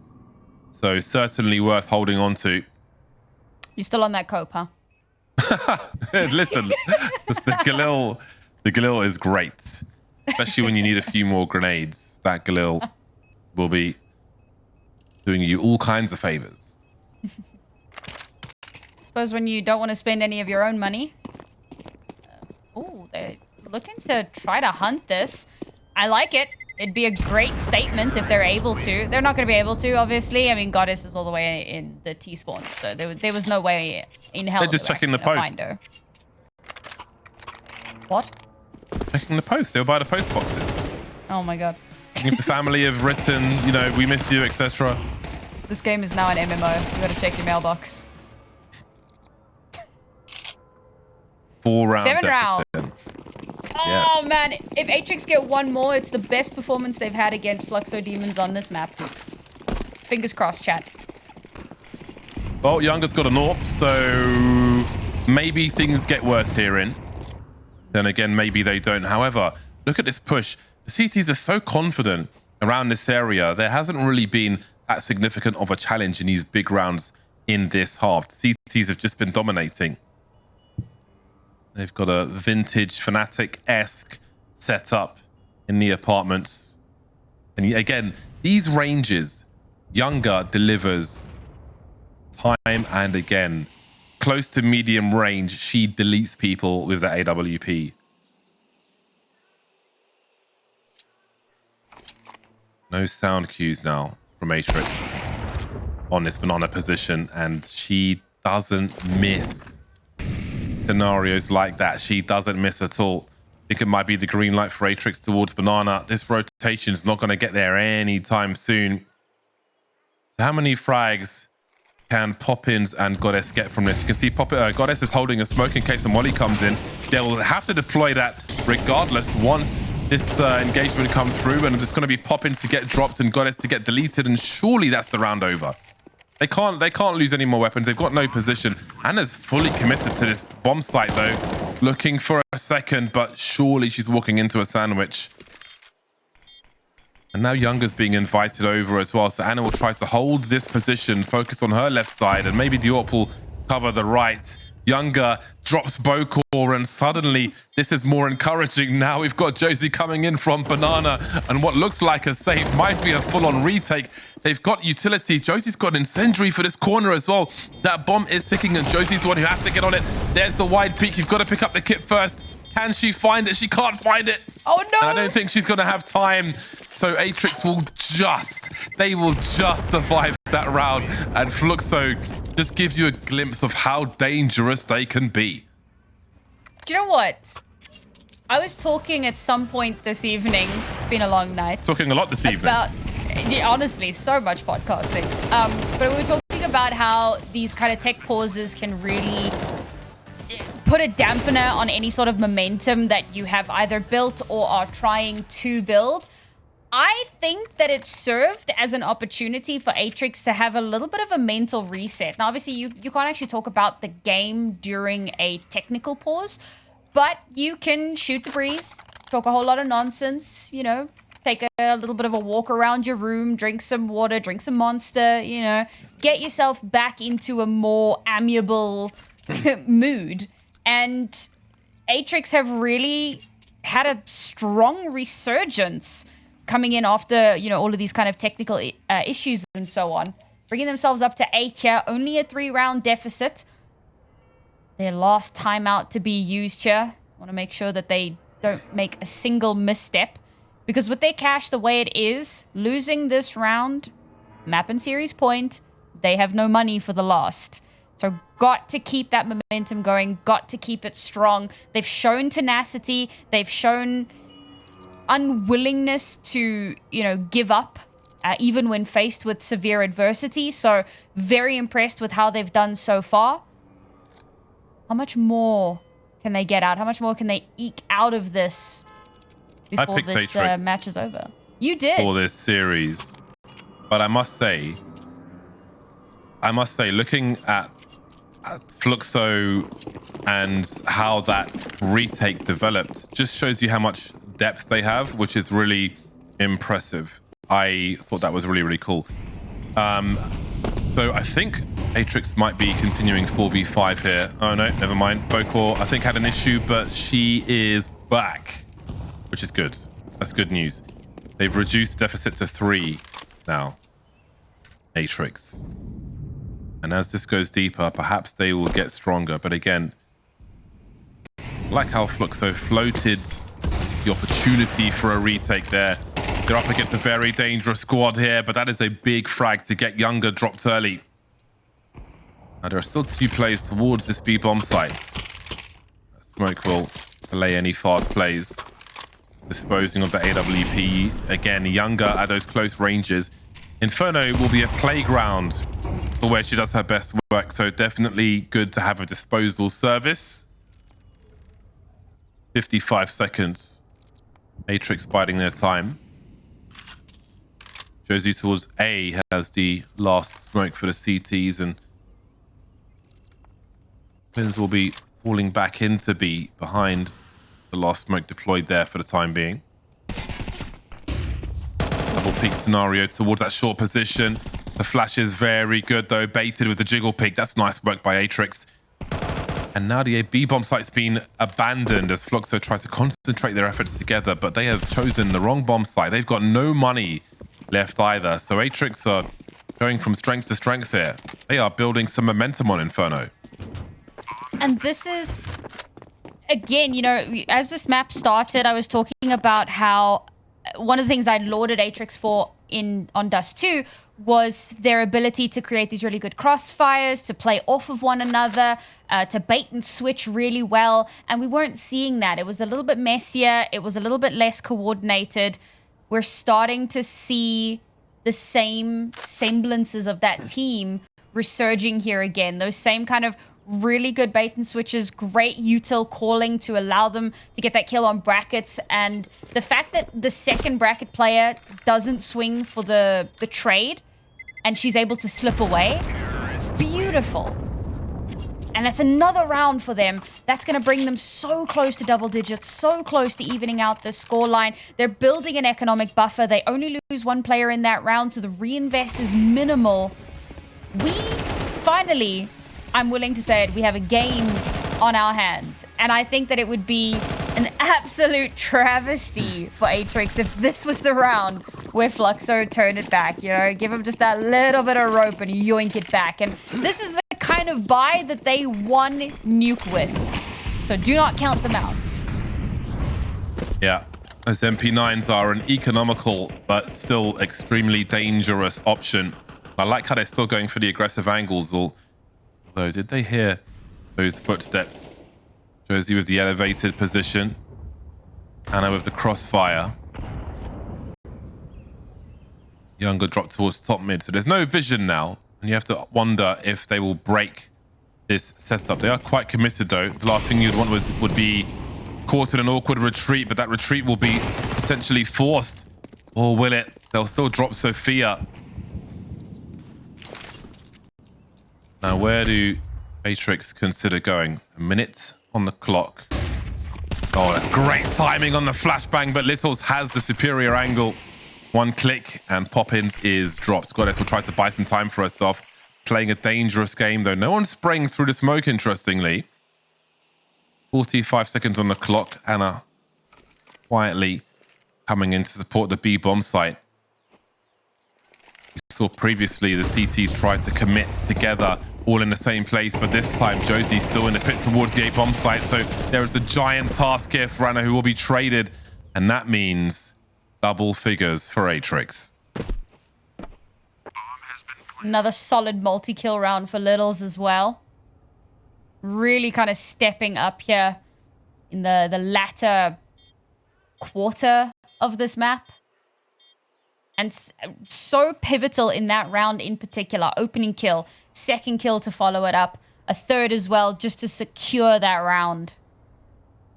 Double digits for Atrix. I'll be honest, I just want to remind people that we came into this half at 10-2. 10-2. And I said, even with winning that pistol, I didn't think Atrix were going to be able to bring this back. So this is one of the craziest bounce backs. Not the craziest. We've seen a lot of crazy stuff happen throughout the history of CS, but certainly one of the crazier ones to have managed to bring this so close. And that means, quick maths, Fluxo have only won one round this half? Am I tripping? It's hard to believe, but yes, they've won a single round, which kind of seems crazy when you look at it. And again, like I was talking about the CT plays, the aggressive CT plays that Atrix were trying to make around A apartments and failing, and the immediate success we had from Fluxo, but it was only been good for a single round, which I feel might be somewhat bizarre. I think if they were to lose this map, they would be utterly furious. This is a map where it feels like Fluxo should win it, but you need to convert the rounds in order to do that. Now, they've been waiting for this particular buy, a big buy, which feels like we haven't seen for a while. Deep grenades towards the ramp, and that will do some very nice damage indeed. Very nice work of the HE, softening up Marion Beaucourt. There'll be more work to be done in that regard later on, though. He smokes towards long, will force Younger from her position. Again, 5T standing. Can't really hold that spot. Would be crazy to go ahead of that. Now, with that denial of information, Atrix are banking on third player being towards the A bomb site, but there are 3 towards B, and they're committing even further to this bomb site. Anna falling back actually for a crossfire. Utility is up though, but that HE will do even more damage. Mary down to 30 HP before she sees anyone. But look at these frags come through, one for both sides. Utility is coming in, flashes will blind everyone. No one can see anything, and we find ourselves in a 3-on-2. But as far as the B bomb site is concerned, it is a 2-on-2 with Younger in CT, but she's got 2 flashes which can maybe be used for Anna, who's in position once again. As she was on that retake attempt earlier on, she will show some presence. Younger will give the flashes to Josie. Atrix with some utility of their own. Anna's turn to E to HE. Younger posting up now. Flashes coming in from CT. They'll be called by Littles off the angle. Swing and a miss from her. Drops by Anna. And then it was Mari. 1 versus 3. Dealt with handily.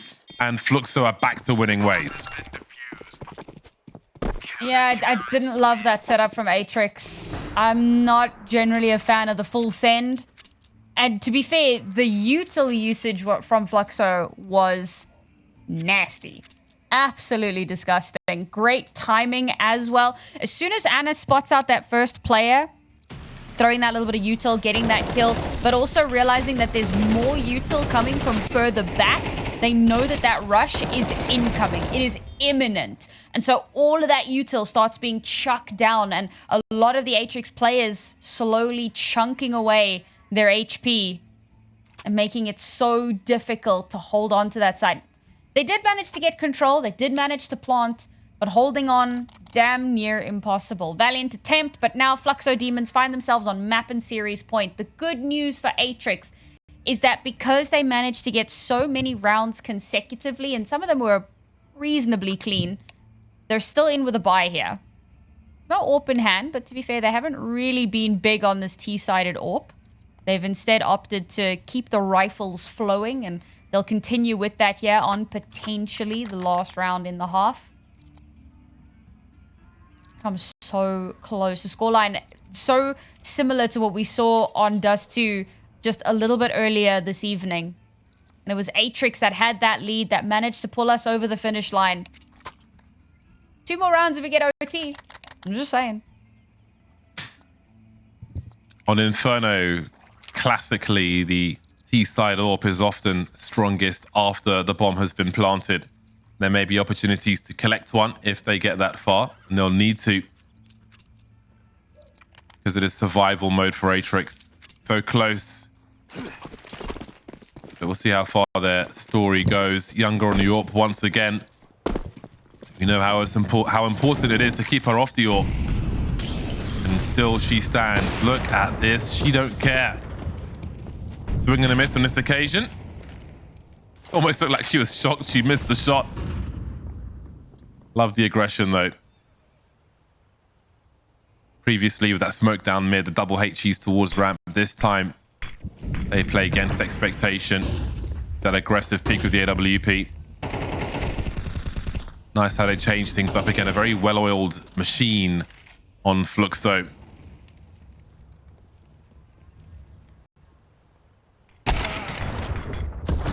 Younger still waiting to deliver. Younger's towards A, maybe head towards B. Although Poppins is there. There isn't really a good option when you're playing against Fluxo. Another 4 versus 5 for Atrix. This is where things tend to go wrong for them. Younger heading towards that well position. She's got the flashes in hand, and here they come. They'll be eaten by those T's, and they will be cannon fodder now. Lambs to the slaughter, although if they can finish off that one at the back. But look at the CTs encroaching on the position. The net is closing, and so is the series. Fluxo have done it. A difficult third map, but they will deliver as they always do. Yeah, I mean, commiserations to Atrix. They had such a strong performance, all things considered. Again, the tenacity to have 2 maps